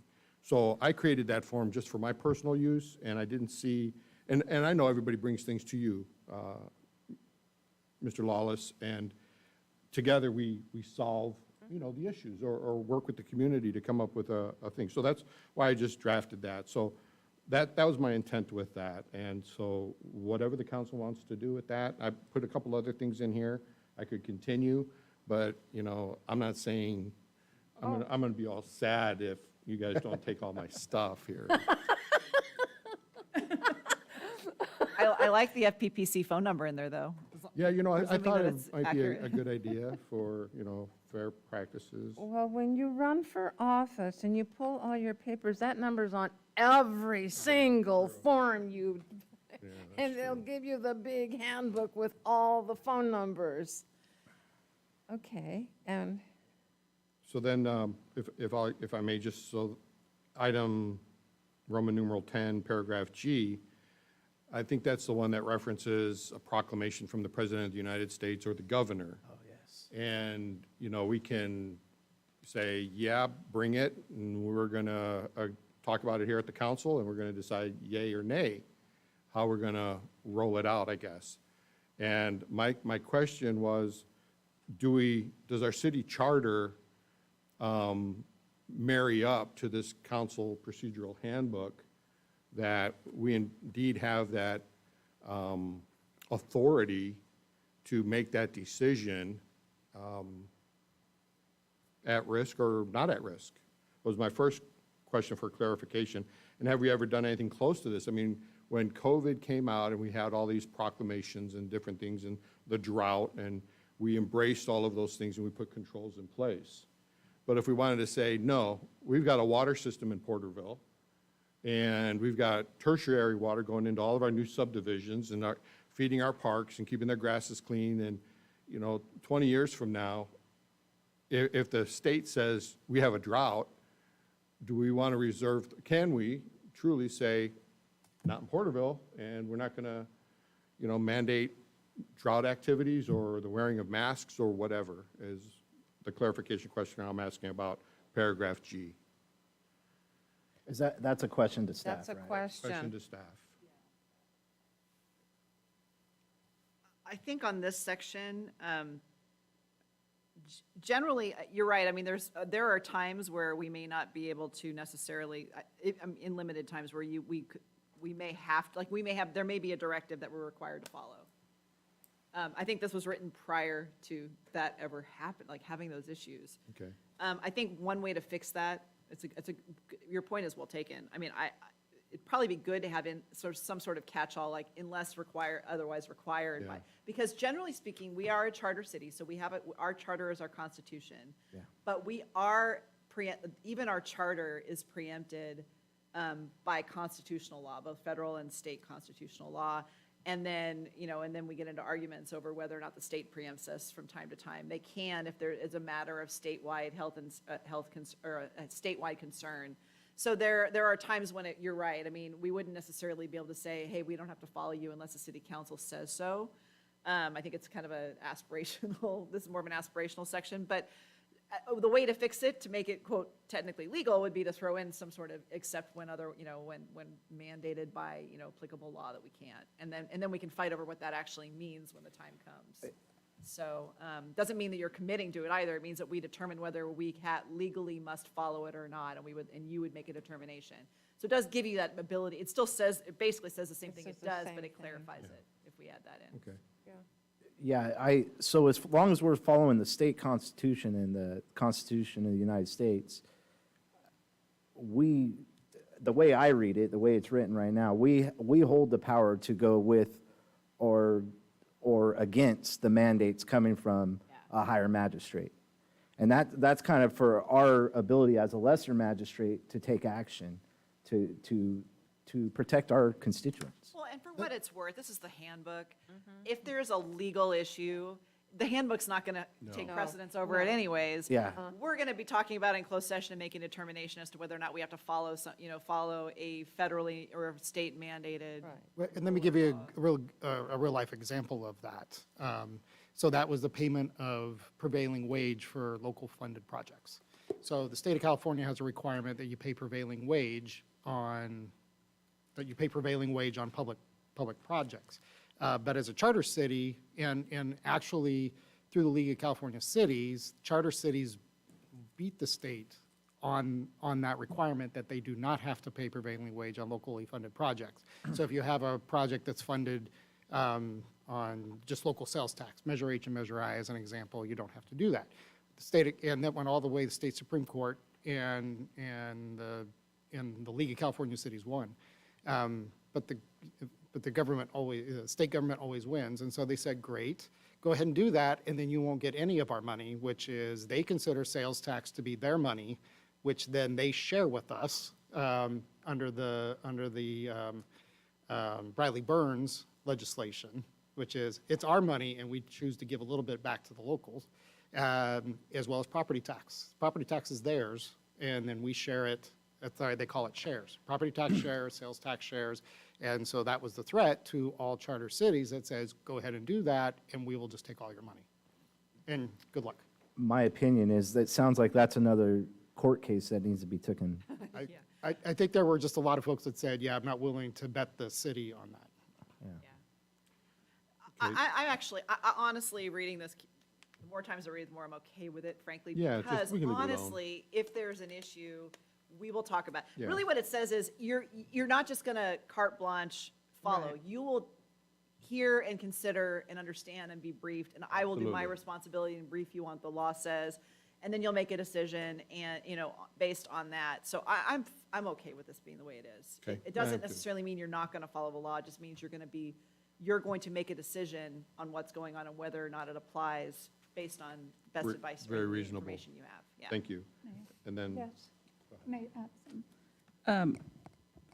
I'm glad you feel okay with this. I do too, because I think our discussions, some of the discussions during COVID that came up and being on the ad hoc, and I think we really looked at a lot of those topics and had to make a decision around funding obligations and things like that, and not just for that reason, but those were parts of the topics that came up around what are we facing with all the other things that we had to face, including the health and safety and numbers and data and all this kind of thing. So I feel like we still have room to have good discussions as needed around that. But I like the statement that, we still make our own decisions. You look at the internally. applicability, Yes. you will determine, and you will bless it, essentially. Yeah. We had another circumstance at one time where the council asked, what's the risk of not adopting the housing element? Because they wanted to increase zoning for multifamily. And we had to go through a rezoning effort, and the answer got was, well, it's the same thing. Go ahead and do that, and then all these funds that are attached to these, because everything has been horse and cart, will all go away. And so the council felt that was too much of a risk. It was too risky to be pursuing that. And I think we quantified it was, in the double digits, millions of dollars. thank you. So I guess I could make a, But at least a good discussions of, is this the one that we want to pursue? Yeah, the hill we die on, right? And there may be a hill to die on eventually. we already talked about the appendices and revised agendas, and then the email retention, I think that's automatically being backed up anyways. So that was that, so I would make a motion that if staff wants to draft up some changes to the handbook that we can review in, 30 days and 2 meetings from now, or 3 meetings from now, then we can review them and vote on them then if, or leave the handbook the way it is, I'll vote my way and everybody can vote their way. But that would be my nomination, to ask staff to come back with some revisions to the handbook, weaving in some of these conversations we've had here tonight, and then we can review it. That would be my motion. Okay, the question that I have, and No, please. oh, but I'm going to second it for discussion. That's what I'm going to do. The question that I have would be, do we go ahead and say, do we accept the resolution with a change of order and the social media with your recommendation, or is it all going to come back? That is totally up to the council how you'd like to do this. You do have some changes already, some actual language changes in front of you tonight. If you'd like to go ahead and approve those, we can incorporate them in and work on these additional changes for the next meeting. Or we can do it all at once at the I think we could frankly probably get this done at the next meeting. I don't think just based on the conversation. I do want I would ask for a little bit more clarity with regard to the communications log.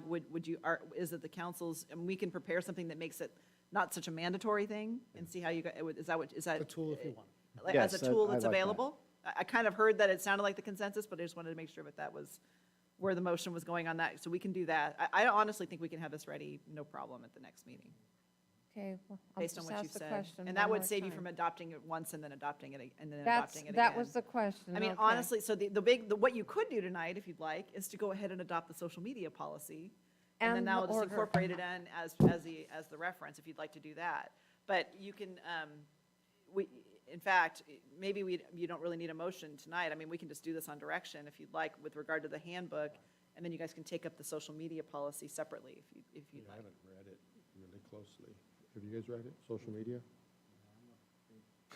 Yeah, I'm sure he read it. Ray's read it and read it and Well, read it again. I haven't, I'm Yeah. sorry. Oh, that's fine. It There's a can big wait. packet tonight, not making an excuse, but I didn't look at, I'm sure it's No worries. perfect, but Okay, well, we have a motion and we have a second to have all these changes made and At bring the it next back. meeting, we can bring it all back at the next meeting. With all of these, Instead of action, could I just recommend direction and then we'll prepare it? we'll give you that direction. Yeah. We'll You guys change- mind we'll pulling revi- your motion off the table? I'll and we'll just take rescind my direction? second. Will you rescind your I motion? rescind my motion. And Thank you. and you have enough direction. Yes. All right, good. Thank you. Thank you. You're welcome. Let's move on to the next item. Number 18. Thank you, Your Honor. Final scheduled matter for this evening is consideration of 2023 state budget and legislation interests. City has been in contact with staff for both Senator Hurtado and Assemblymember Mathis in regards to what are the city's budgetary and legislative interests for this coming year. The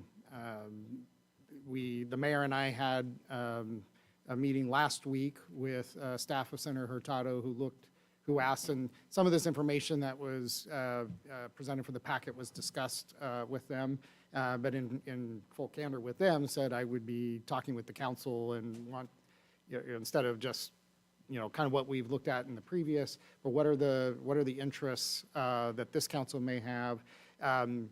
For those interests that are decided or given direction upon, I would say by action, I would suggest there is a form that needs to be completed for each of those interests separately that has to be advanced to both of those offices. There's a separate form for both the Assembly and the Senate. And I'd recommend probably submitting both on both sides, and because they may independently decide to either co-author legislation or independently do so.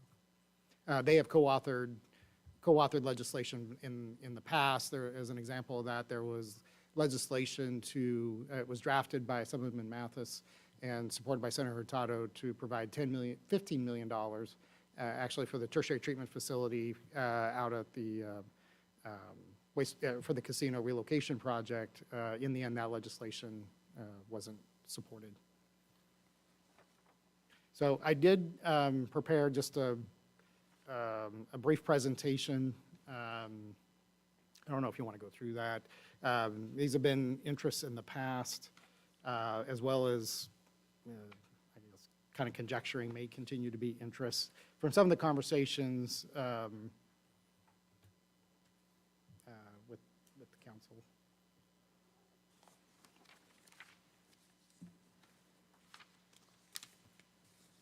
So new community library facility, this is one that continued over last year.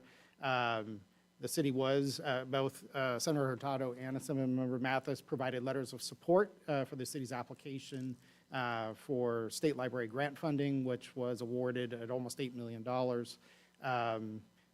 There continues to be a projected shortfall over the estimated cost of the library, which is between 25 and 30 million, probably looking at about 16 million towards that facility currently. So later on this presentation, indicating a potential ask of $10 million. New community recreation facility. Similarly, support was given for a city's application for grant funding, which was awarded by the state of California, about approximately $8 million. It's about a $12 million estimated project. There is city ARPA funds that have been dedicated towards that budgetarily, as well as the city received a Clean California grant for more than $3 million that helps with some of the off-site activities associated with that development. So there's a slide I'll cover a little bit. Homeless housing and services funding, this has been a consistent ask, I would say, that there continue to be diligent state conversations in terms of providing necessary funding for housing and services. Porterville Developmental Center reuse, this has been on the city's radar every year, going back to when, 18, 16, when State Department of Developmental Services closed down the non-secure site, I guess I'll say, and how it's reused. Army National Guard armory reuse. been multiple requests to, in fact, in the slide there, speak to what was supposed to be a new armory developed in the city of Porterville, had received financial support from Speaker McCarthy, but the National Guard chose, instead of establishing a new armory in Porterville, to expand the Bakersfield Armory with those funds. And so essentially the armory here in Porterville is not in use. It's certainly not being cared for. And so there's been and it's kind of caught in a logjam of surplus properties for the state of California. So probably would take legislative action to get it out of the, through Department of General Services, to get it out of their list. Because it's not on the bottom of the list to get mothballed, even though it's not in, or to be surplused, which is also going to trigger some laws as it relates to housing and some of those things that you have heard about with surplus property. And then lastly, Porterville College. This has been an ask for a number of years. It's disappointing that there is no peace officer, as much as we talk about public safety, there is no the peace officer academy in Tulare County.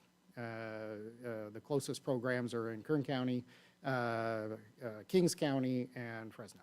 So Porterville College has shared an interest with the city to establish the final Module 1, so that there at least would be that post experience in Tulare County, and there's been resistance on the state post to do that, because in their minds they think you guys can just go to Hanford to go get that. So, so I propose these 6, but certainly these are just I say thrown at the wall and see what sticks, and if there's anything else that of particular interest to the council. Council, I just want to make a comment because I was on that call with the city manager, with the senator's staff, and one of the things that I've always said, if you don't ask, you don't get, especially when you're talking about the probabilities of funding, and you've heard me say it. And we did have a lengthy discussion with the items that were proposed, and again, it was important to bring them to the council so that the council is aware that we did have that discussion, and we brought to the table what you're seeing tonight. But if there's anything else, as we continue to work with the senator and the assemblyman, you know. And not on, so this has been, they know our interest in $60 to $100 million for tertiary treatment as well. I mean, that's,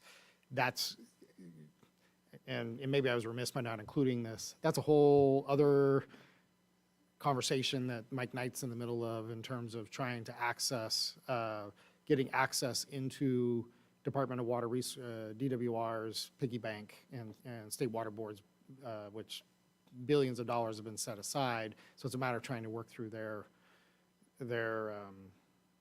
and it may also require federal, going into the federal side as well. I had a conversation with Councilmember Wyrock about that earlier today. So.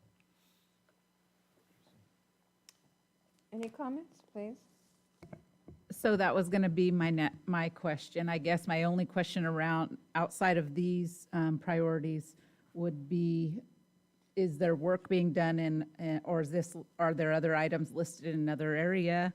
Because my only other topics that I can think of right now that aren't in here are like infrastructure for like roads, continued roads and development, work on those, and then also water, always those things. And I think even tonight, the discussion around water, I think Porterville does a really good job around preserving and protecting and now even recycling our water. So I think that we could become like a place to go or come to when there's a need. So water's huge, I think, and then just, with the different weather, things that are coming about and having just that weather, the previous storms and kind of the things that happened around the city and the communities, even the state. I mean, we were traveling home and 99 was flooded. That was kind of crazy to see. it didn't seem like that was California, and to see Highway 99 underwater like that was kind of crazy. So just kind of looking at protecting and continuing to maintain our roads, I think is going to be huge too. A huge cost anyways.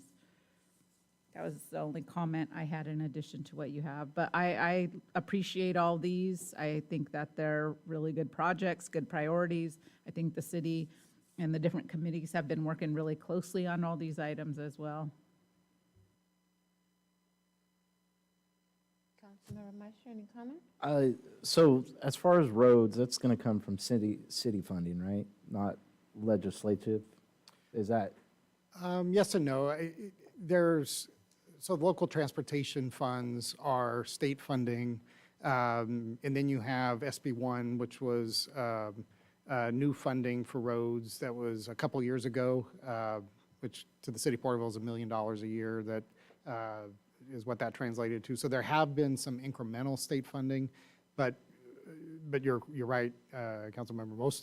The preponderance of funding now is coming through Measure I towards that, and being in the hopes that through the RTA there'll be additional LTF funds to help with roads. That if that's more efficient, that there'll be more additional funds that would be able to match and be able to have $7-8 million a year for road work. Which is, I think for all of us, we all get the calls of roads. I think even the city staff goes through that, right? Yeah. So it is a priority of our constituents. Yeah. Thought, as far as for the library, going for monies on that, we're trying to allocate 10 million, right? It's indicating that that's an ask. Yeah. Now, when we asked in the past, what did we ask for and what did we end up receiving? Asked for 15 and received 8. And received 8. So my thought, just on big projects that I've seen from the seats there, there's usually a 10% contingency on big projects. So my thought is, if we added that 10% contingency into the whole project, right? It's around 32 million. Just in the uncertainty of the supply chain stuff, that's where, if you're looking at cost per square foot for buildings, and you talk to they're looking at a 40,000, almost 50,000 square foot building, you're between 25 and 30 million. Just depends. Yeah. That's like a. So what I'm trying to get at is, if we add that 10% contingency and maybe we ask for 13 million, and we're probably going to get 7.5, right? Just because it seems like we're getting half of what we asked for. I just my thoughts. That's all I bring. I really, these are all great priorities. I agree. I'd love to see them pursued. Thank you. Councilmember Beltran, any comment? The only thing I was looking at here is, I was just in a meeting. I believe you were in attendance for the pit and link thing that we're going to be doing. It was exclusively about housing. Was any of those fundings, I think it was 237 million in the state that's available. I know the city doesn't facilitate those programs. We use other agencies, and we kind of help. We write the applications and we get that money and we funnel it to them to do that. Would any of those funds be available for the Welcome Center? Do you know if that was part of that, or for the future expansion of that? So was this in the meeting last week? Yes. Yeah, so the grant application that we're looking is at a encampment, an ERC, encampment resolution grant, which is, and there's been a change of its funding structure from last year. So this is a round 2, I believe, that's coming out. So there's a NOFA that's coming out, which that was one of the considerations of last week's meeting, which was to look at, in the end, how's housing going to be developed? That's to resolve the homeless issue is where are they housed, and to have a targeted encampment, and so the rest of the council is aware from that, and probably. I'm getting ahead of the AB 1234, but they talked about the river area from J Street to Plano, and mostly between J and Main. And that's kind of in line with what that is looking at, really targeted, although the county is apparently looking at a county-wide application. Is that what I hear, Jason? I've heard that conversation, correct? Yeah, so, so part of this so that was the grant I'm looking to apply for, and you're gonna need the partners to be able to pull it off, because if the funding comes, where's the housing going to be? And so that would be partially to look at expansion of the Welcome Center, as is talking about adding additional emergency shelter facilities, as well as where could other permanent supportive housing.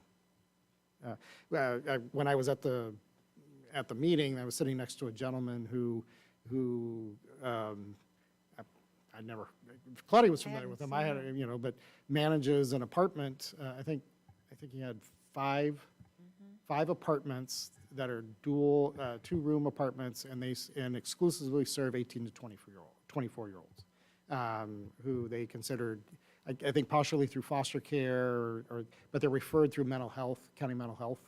And so that's an example of one very specialized permanent supportive housing, mental health provided to 18 to 24-year-olds. And it's really intended to be, in that you turn 24, you should be able to be out and be productive by yourself, receiving those services and be able to function in society. Councilmember Wyrock, any comment? Great list. I didn't hear from anybody in our District 4 about priorities and budget. I think this is a solid list. I don't think it'll overwhelm staff. I think they're already working on a lot of these things. So, yeah, I like it. Thank you. Well, thank you. Okay. So we'll be, the legislative, legislation has to be introduced February 19th, I think is what it is. That's what's on the legislative calendar. So we'll start working ASAP with, to have that done by the end of this month. So it's timely for them. Okay, thank you very much. We've covered a lot of territory this evening. We'll now go into oral communications. Is there anyone that would like to come forward under oral communications? Do we have anyone on virtually? No, Your Honor. Seeing that there are none, well, oh, I apologize. AB 12. I just had the same I thing. highlight, I know, so wait a I minute. blinked and Since there are missed no oral communications, we are now going into the AB 1234 report. Getting home Right early. this moment, right this moment. And I go, wait a minute, I'm missing something right Wait a here. minute, who, 8? You didn't kick me. I was trying to go home. No, okay. Got 8:30 over there. I'm going to tell you that the very first one, Tulare County Task Force on Homelessness of December the 21st, there was no meeting on December the 21st. Then we'll go to the Cannabis Ad Hoc Committee of December the 26th. Councilmember Wyrock Would you and, like to comment on that? I want to pull up my notes on my phone. The committee met on December 26th. I don't have my notes in front of me. There's a third dispensary working through their business proposal that staff has offered the ad hoc committee the action to participate with them in developing their agreement with the city. We are open to that. I don't know if we hadn't heard anything back yet from the third operator, so we're just pausing on that. There is some discussion about having a meeting with all of the dispensaries about some auditing of their programs and for the compliance. There's an annual requirement that we make sure that they are still in compliance with the agreements. And so we'd like to come up with a checklist, if you will, of sorts, to be able to help them stay in compliance with the different commitments that they made and that we made. And we didn't set another committee date yet, but it'll probably happen once the development agreement begins to get drafted. Councilmember Beltran? Yeah, the only notes I had also was looking at future changes to zoning, if and when any of the dispensaries maybe come out of compliance, or what, for whatever reason that changes, to possibly make some zoning changes to that. There was just a brief discussion on that.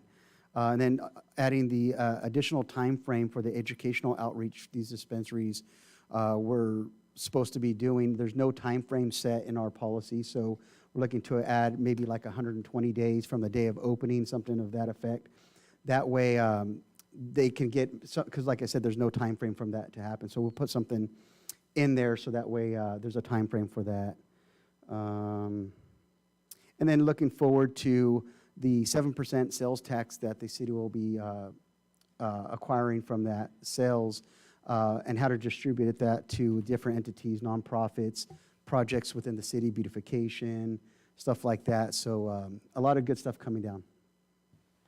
Thank you.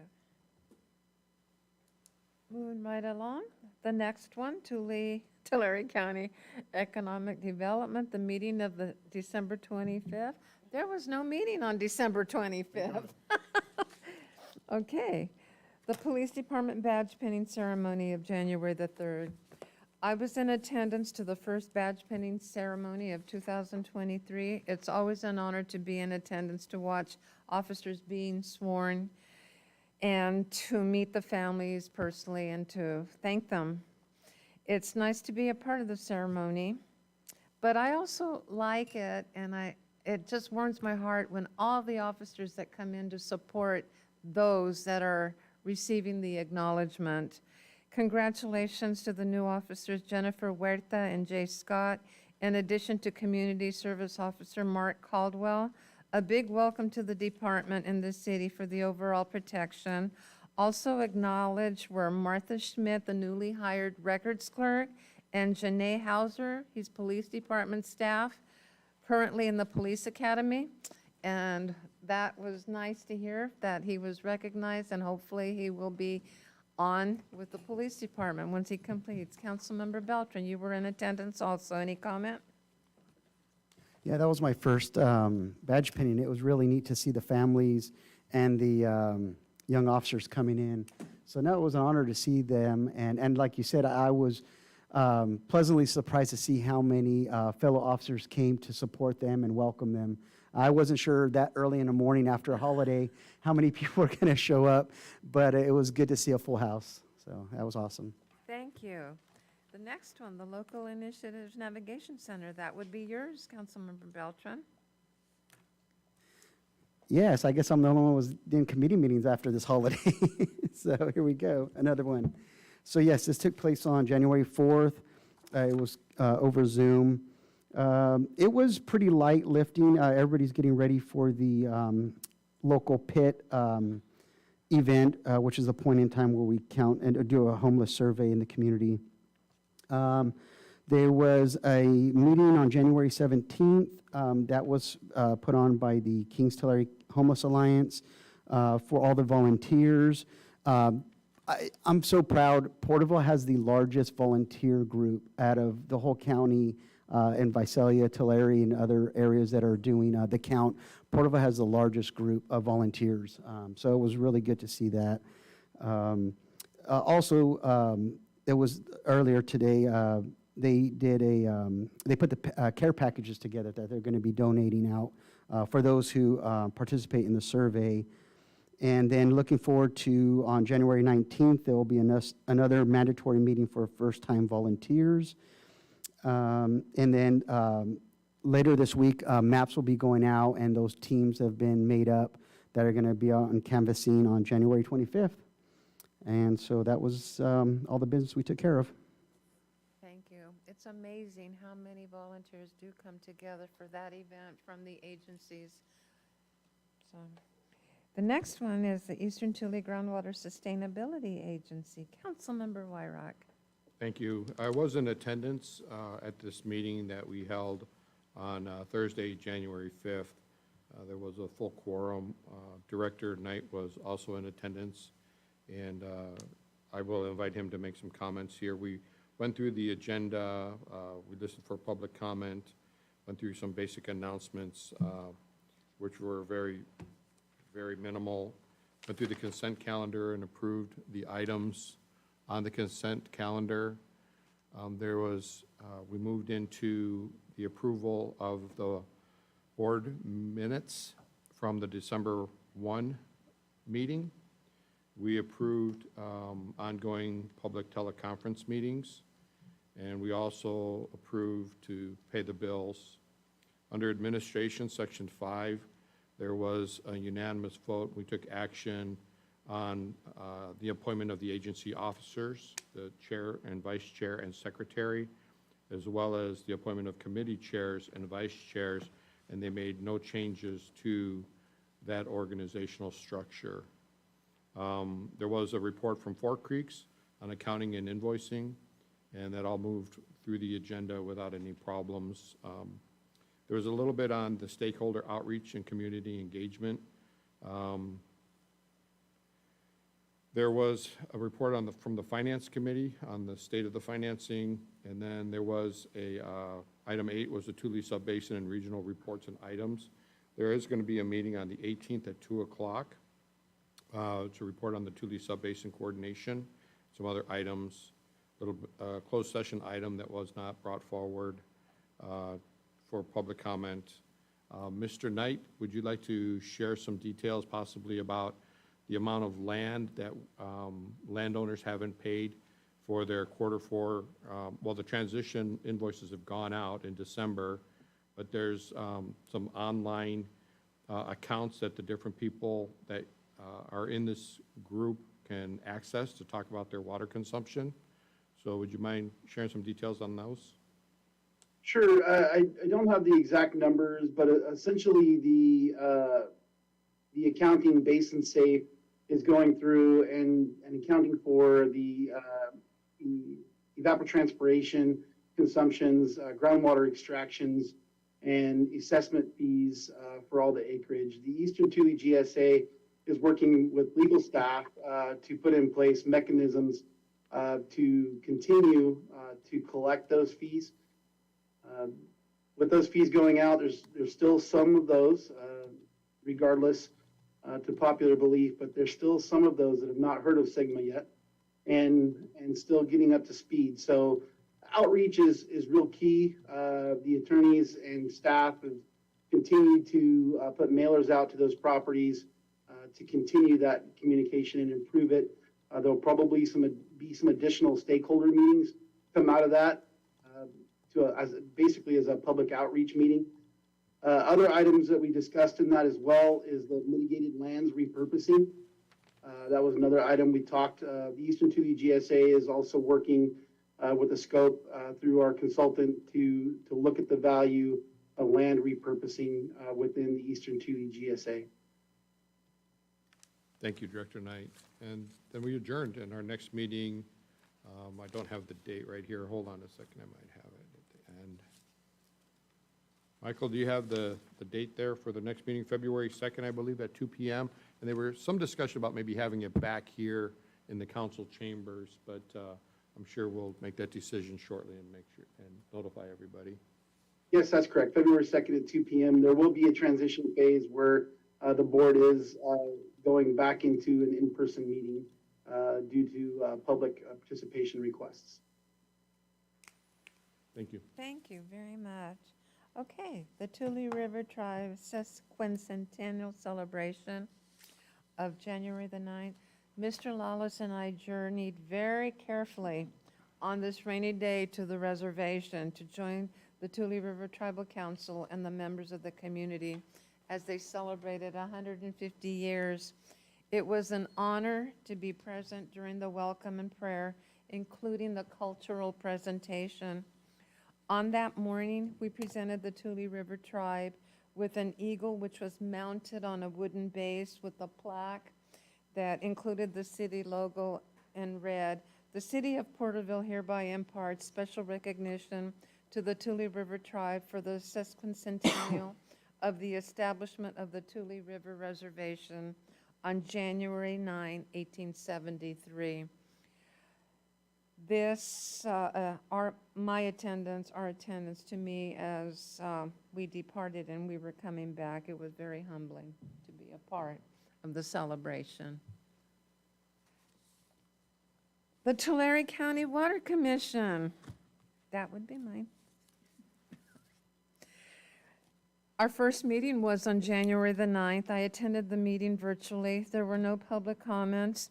It was to reaffirm the resolution to allow teleconference for Water Commission meetings, which was unanimously approved. The 2022 Brown Act amendments, there was a brief discussion. The meetings will go back to in-person. The documents were sent to us electronically for review. The minutes of October the 10th, 2022 were approved. There was a presentation by Sarah Rutherford and Charlotte Schwul with regard to the CV salts update, a collective effort to manage discharge and ensure clean drinking water. CV standing for Central Valley, SALT standing for Salinity Alternatives for Long-Term Sustainability. The Cahuilla Water Foundation highlights were required discharge to meet the water quality objective. They presented nitrate control program permitting options, CV salts, nitrate and salinity, the nitrate compliance pathways. One pathway identified as A was the individual permitting approach, which they stated that the city of Porterville is doing that. Pathway B would be the management zone permitting approach. The salinity compliance pathways, they talked about the conservative permitting approach and the alternative permitting approach. They showed us a map of the zone coverage area. Drinking water solution for nitrate impacted users. From the short term, they talked about water kiosks, bottled water delivery, to long-term solutions such as system consolidations, treatment systems, and new wells. Highlighted was data assessment and compilations. The next was a presentation by Benjamin Berry, Upper Watershed by the Sierra Nevada Conservancy. I reported on this organization before, but once again, I will reiterate that they are a non-profit regulatory agency providing funding, technical assistance, and other support.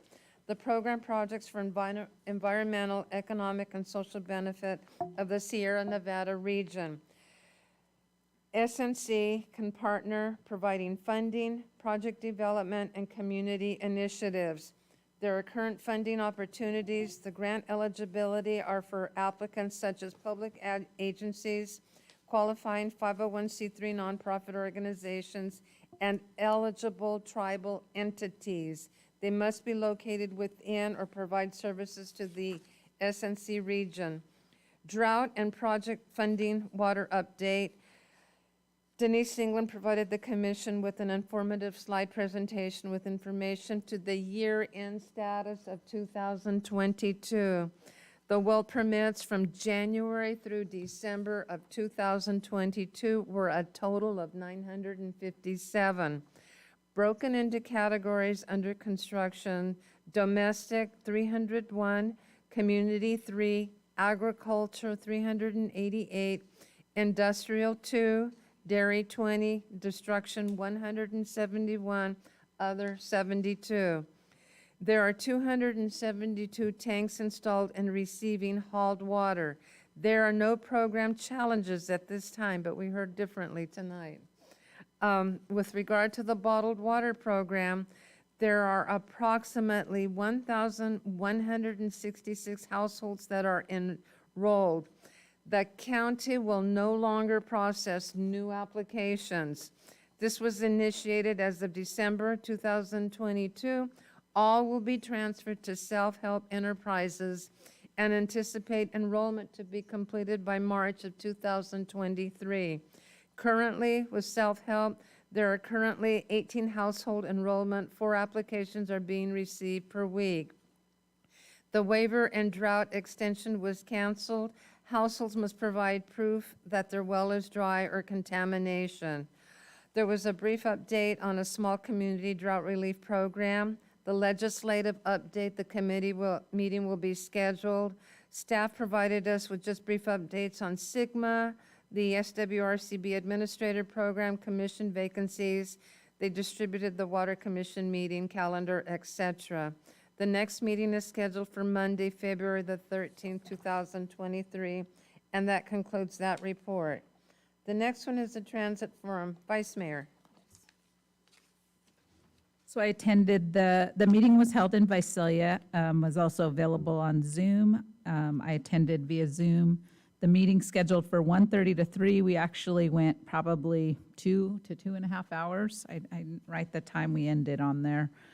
So the agenda, the Transit Forum consists of the TCRTA and then also the Visalia Transit. And the agenda typically starts with the funding, talking about grants and programs, and is broken up by state, where they provide updates, and then federal funding.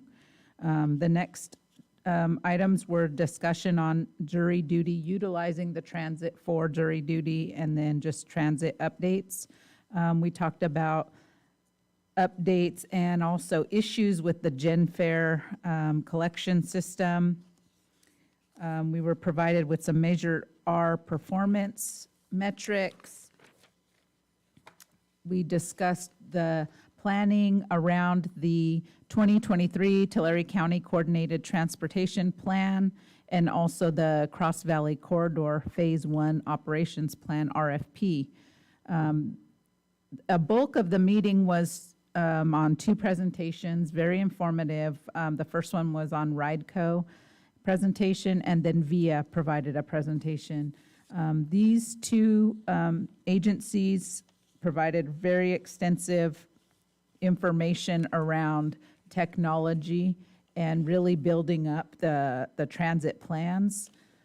And so some of those topics I just want to put out there, because these are like the directions that we're looking at, is the different concepts of these services, and then what's our implementation timeline, and then launching those various initiatives. We talked a lot about technology and the support of on-demand transit and micro transit, which is looking like the direction that is needed. Looking at rider flexibility versus efficiency. Let's see. Looking at having more demand in some of the disadvantaged communities and for different individuals.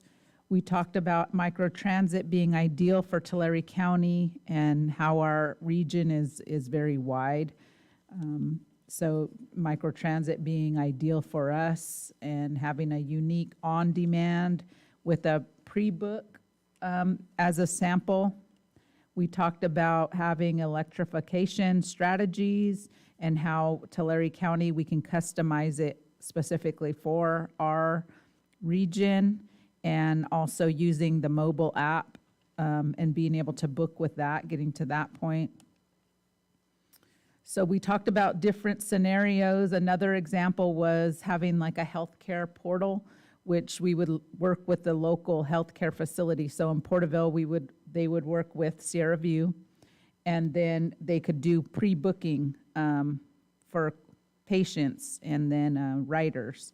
And then we would kind of have like a collaboration partnership there with them. And then at the end, we always do updates from TCRTA and then from Visalia. And the TCRTA, Rich Tree provided some updates, mostly on all the great staff that he recruited and is hiring. He did mention that the Porterville city manager is probably not very happy with him because he's actually recruited some great staff from the city of Porterville.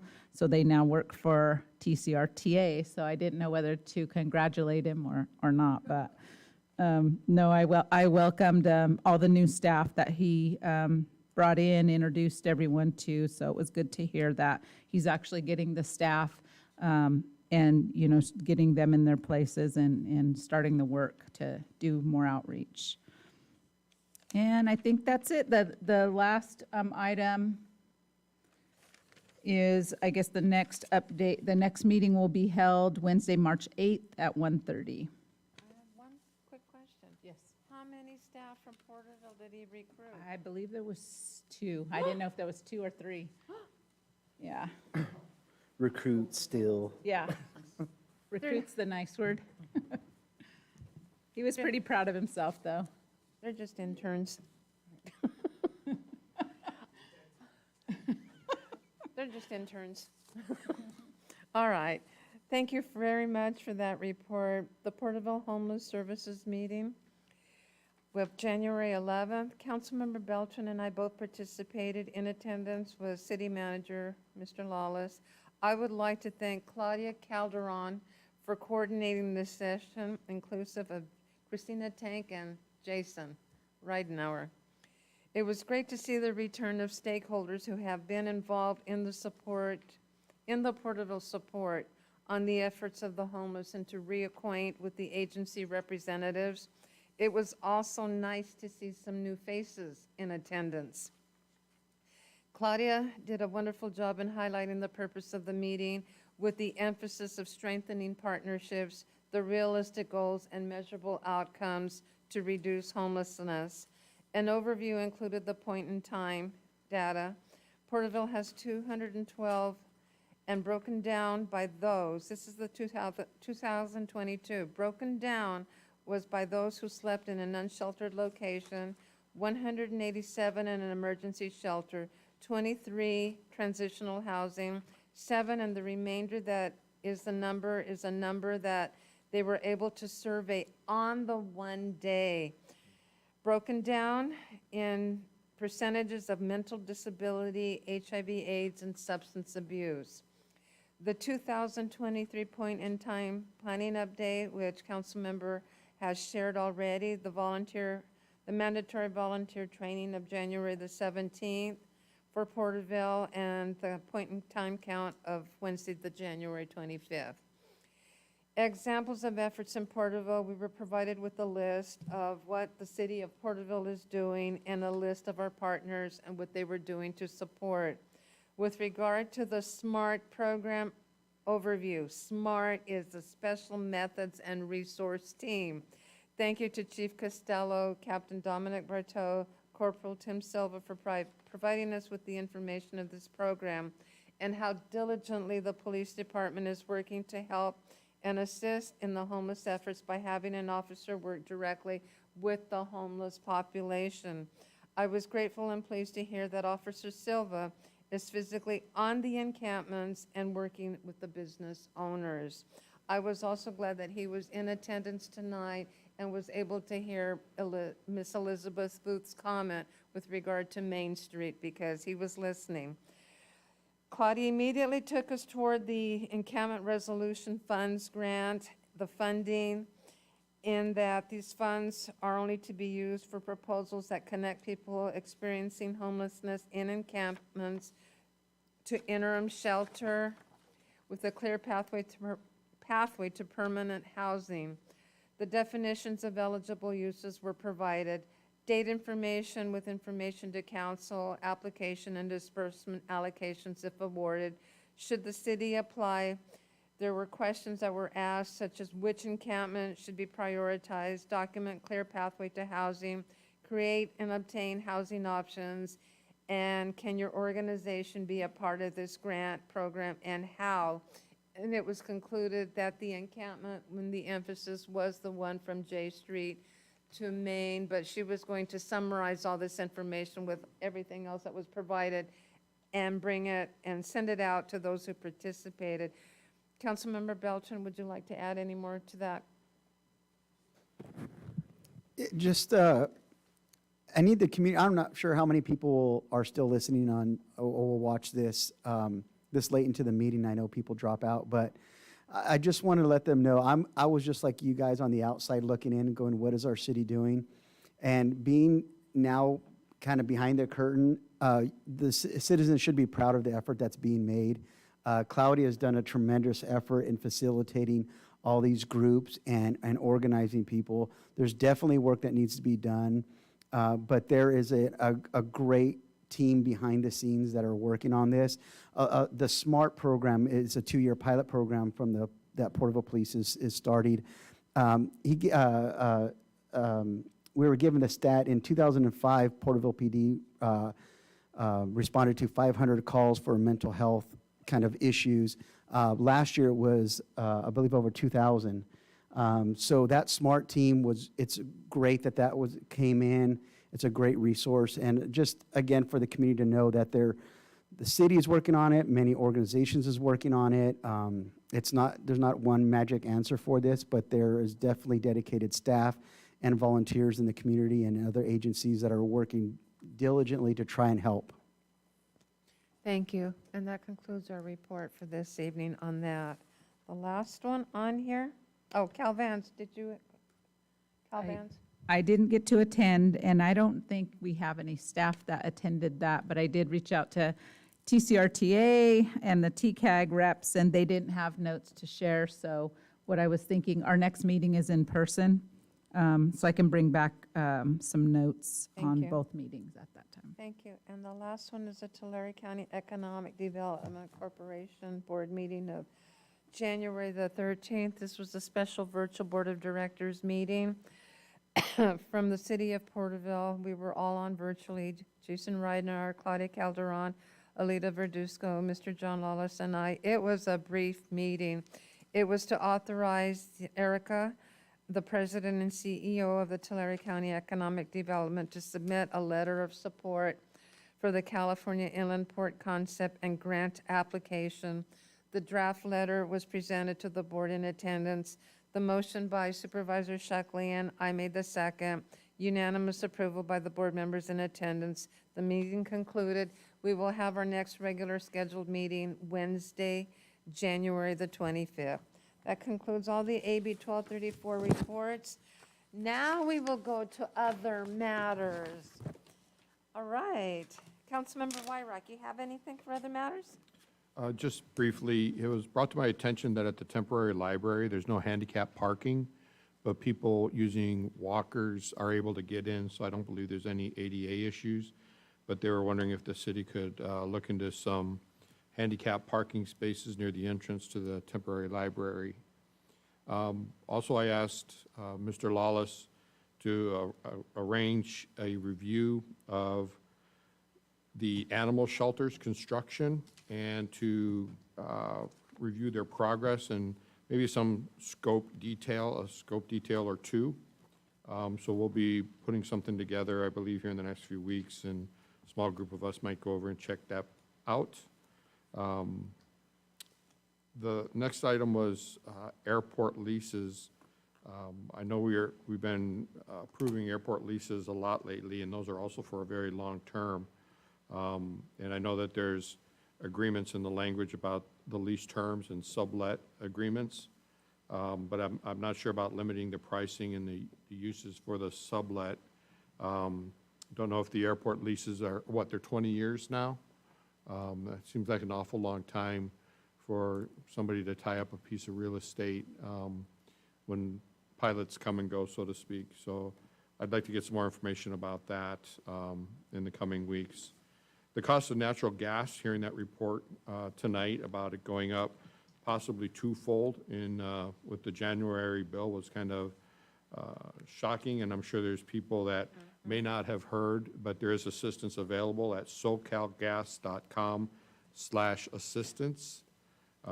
They don't want you to have your gas shut off, I'm sure, so if you need that assistance, please go to socalgas.com/assistance and navigate through that website for any items that you might need.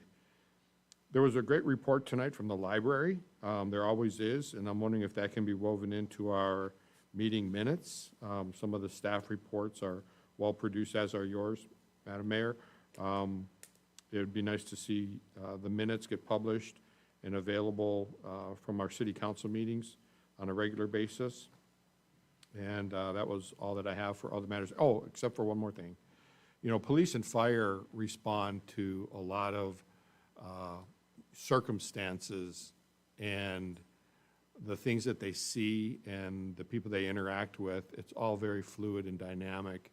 And, you know, I know we talk about it just about every time the council meets, but I tell you what, I am so thankful that we have the organizations that we have in town to do all the things that they do. My family's been affected by that. And having those resources available, not locally in town, but you know, you guys do a lot, and it doesn't go unnoticed. And, you know, I just would like all the officers in both of those departments and to know that, you know, hang in there and just keep doing what you love. Your passion is appreciated in Porterville, and we'll do all that we can to support each and every one of you with budgetary things and, you know, just keeping our officers and our firefighters outfitted with state-of-the-art equipment to help us keep crime down and just keep our community looking good. Thank you. Thank you very much. Councilmember Beltran. I'll just keep it brief. One of the things is adding additional cameras to the first responders. I believe it was the fire department. It's just great to see that we're able to give them the equipment they need to keep them safe, give them some of the situations that arise and the different stuff that they respond to. But the other part, I was really glad to see that we, after all this work with the Barn Theater, to come up with an agreement for them. As long as that place has been here, I've only recently attended probably the last 2 years, and I am so thrilled. I wish I had gone sooner to some of their events. It's so fun, and so I was glad that we were able to work with them and help keep those doors open and offer opportunities for the city or for people in the community to enjoy different art programs there, especially with the junior kids there. So I was so happy to see that on our agenda and that was finally approved. Councilmember Meister. Well, the ability to help our neighbors with the county, with water, and also with the sandbag situation. You know, I feel that it's an honorable thing what our city has done, and hats off to the staff being prepared for the situation to where we could help the county. I find that as an honor. I don't think that we should push against the county to reimburse us for sandbags, but that's my view. I think that developing a good working relationship with our county, being that we are members of the county, is a good thing. Reading into I don't have it in front of me, but the cannabis procedural handbook, I don't know exactly what it's called, but we have a lot of weight as far as the council and decision-making for future cannabis stores. And we already have 2 cannabis stores on Main Street. I'd like us to possibly, as far as the committee, think of other options, other places to put a cannabis dispensary other than our Main Street. I think having 3 of them on Main Street is a little much. It was pretty cool to see Francisco tonight, the Good Samaritan, that pulled over and started CPR on a fentanyl overdose. And we really have an issue with fentanyl. And it's amazing to see a young person like that, right? A bearded man too, by the way, but take action and try to save a life. And it sounds like he did save a life. And hats off to him. You know, these extreme policies coming from Sacramento, it's frightening, right? You see the ability to allow fentanyl to be brought into our country to, you know, I'm sure some of you are aware about the 17-year-old mother and the 6-month-old daughter that was executed, shot in the head, point-blank range, right? It was a massacre in Goshen. And I'm willing to bet that those people that committed those crimes are violent felons that were released early. I don't know the information on it yet, but I would be willing to put a wager on it. And it's continued. We've seen this in our community, and it's quite saddening. As far as police, we've just heard the other 3 council members talk, or other 2 here, talk about the engagement in our community. You know, we get updates from John on certain situations, and it's amazing the job our police force does here in our community as far as being able to talk down situations, hearing about a guy taping a knife to his hand and having a suicide note, and we were able to, I say we, the police officers were able to talk the situation down and not let it escalate more than what it already is. It shows the ability of our police force, and hats off. I know everyone up on this dais is extremely proud of our police force in this community. That's all I really have. Oh, Elizabeth Booth was talking about the trash on Main Street. I believe we passed last council meeting be putting trash cans on Main Street, right? Or upgrade the trash cans. And so that was something that, I know she's not here, probably never get my message, but the staff is doing our very best to work with it. And to staff, thank you guys for always taking care of us, getting us information and working with us. It's appreciated. Thank you. Vice Mayor. Thank you. I have a few. I'll try to keep it brief. I know it's late. We want to go home. So I do want to acknowledge the city departments after the big storm. I was out really early, and I saw a lot of city staff cleaning up the roads, patching up the roads, and then also cutting some of the trees that have fallen down, and then debris that was all over the road. So thank you for moving so quickly on that for our residents in our community. The second item I have is I wasn't able to, some things that went on during that really crazy day, the weather, but during the 150th year anniversary for the tribe. It was really meaningful for the tribe to be able to hold that. And I'll just speak from an administrative, because I work for the tribe, and then also a tribal member. That event was, they had planned it to be an outdoor event, and so that people could come up to the community and including the membership and enjoy the outdoor areas, and have vendors scattered throughout the centralized area there, and then have food. And actually everything had to be quickly moved inside the gym, as the mayor and city manager know, but the intent, and I believe the chairman and the council was adamant on continuing to have the event. So what went along with that was food that was provided for the whole community, and then fireworks, which they still did, and then a concert for tribal members and a guest of John Anderson. So we said, we dodged a bullet because we had all these people up there, and all the community out.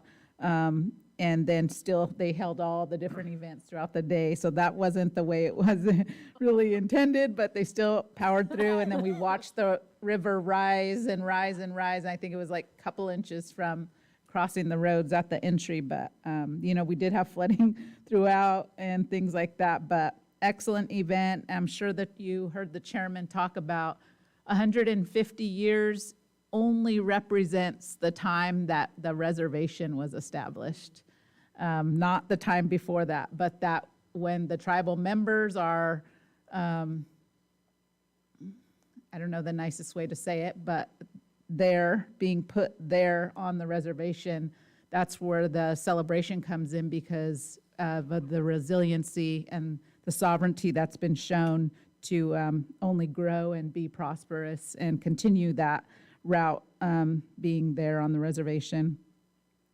And then I would just want to say a thank you to the city, or congratulations to the city staff that received the Employee Service Awards tonight. Good job, and I'm very proud to hear those stories that we're able to read for the community to hear. And then also to the police department and the recognition award to the 2 officers, and like the council member mentioned, the citizen. I love that you guys acknowledge the citizen as well, and read that from the chief, and just that story. I actually was trained to use Narcan as well as a lot of our community members because of the rate of the ODs.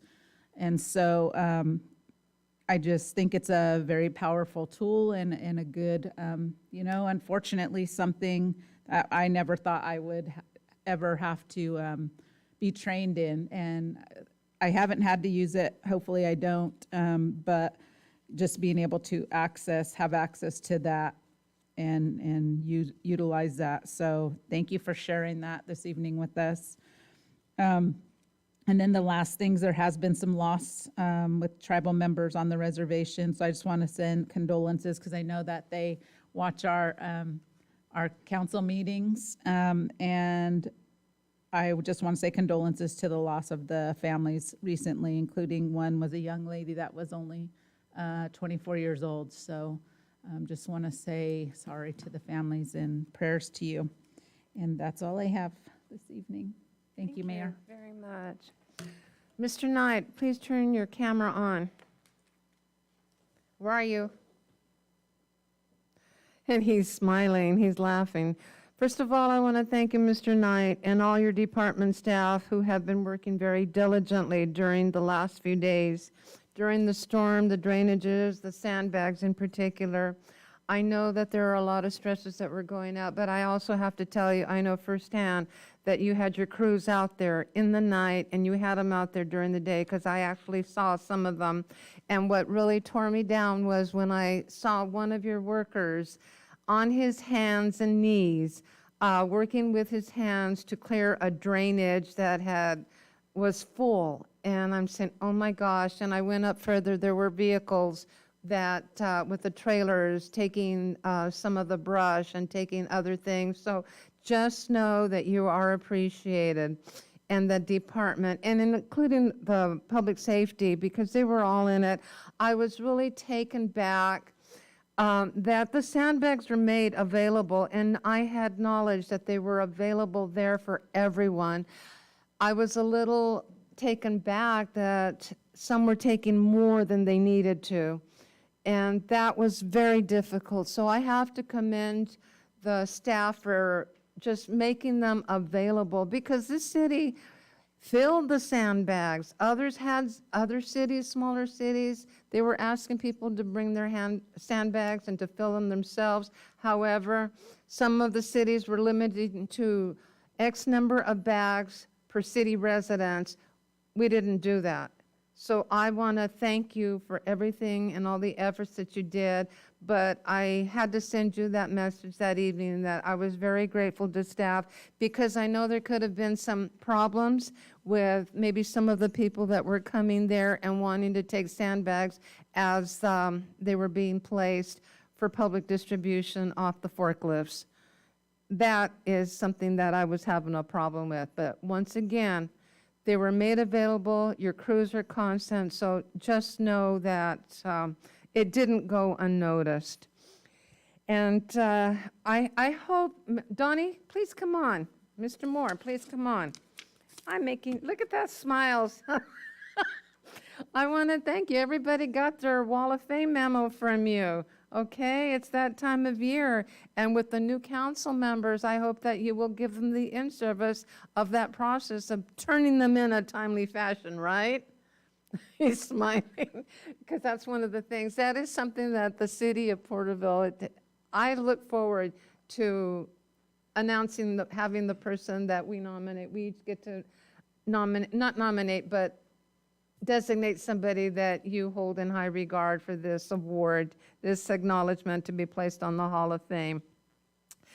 I received, and I'm making it public, an email from Mr. Darren Garrett with regard to a huge river cleanup, and that on the east side, and that he was going to organize a cleanup which was going to require a lot of manpower, and wanted to know if I wanted to be involved. Well, first of all, before anything like that happens, the city of Porterville does have a guideline for cleanup coordinators, and I would like that this be sent to all of us, again, as a refresher, so that we can read it and look at it, that if we're asked to be involved with any kind of a cleanup, in particular, if there are students involved or any minor, that you have to have parental permissions and everything is pretty much set out. So I wanted to make it public. I want it known that it is available to all of us. Also, tomorrow is the Homeless Task Force meeting that Claudia Calderon and I will be attending. Chief Cogburn, how come you didn't turn yours on? I know that Maria won't, and I know that Javier sometimes does. Where are you? Look at him. He's smiling too. All right. Javier, you can turn yours on too. Maybe. That's a maybe. I will be attending, I go every year. I used to be a board of director with the Tulare Kings Hispanic Chamber of Commerce, and they're going to have their annual awards. I will be attending on January the 20th, but I want to make the announcement that the Exchange Club, I'm a member, will be having their public safety recognition dinner on March 22nd. And if anyone's interested in buying a ticket, all you have to do is ask me. All you have to do is ask me.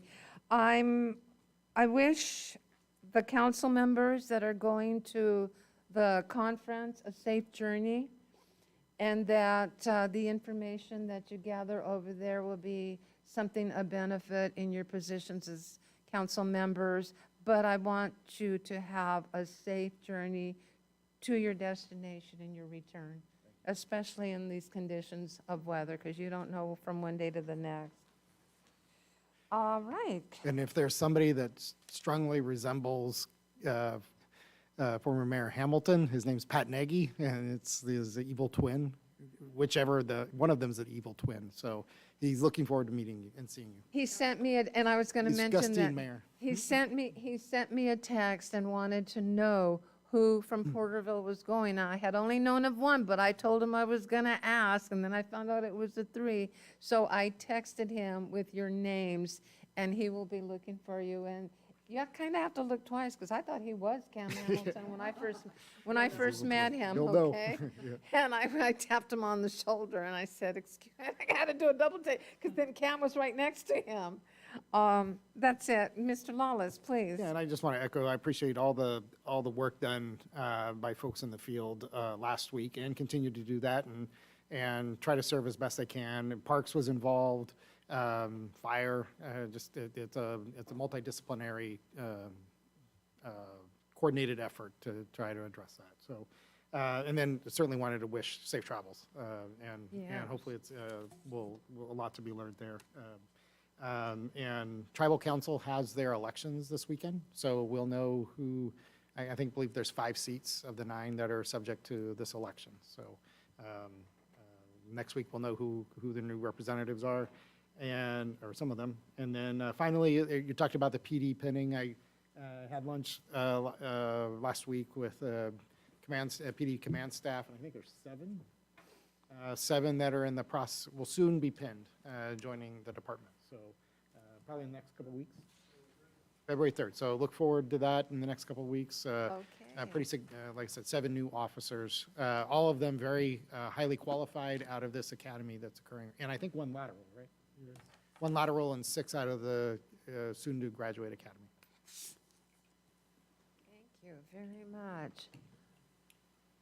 You want to say anything, Julia? I think you said a lot tonight, didn't you? Everybody stay safe. All right. It is 9:22. No further. Meeting adjourned.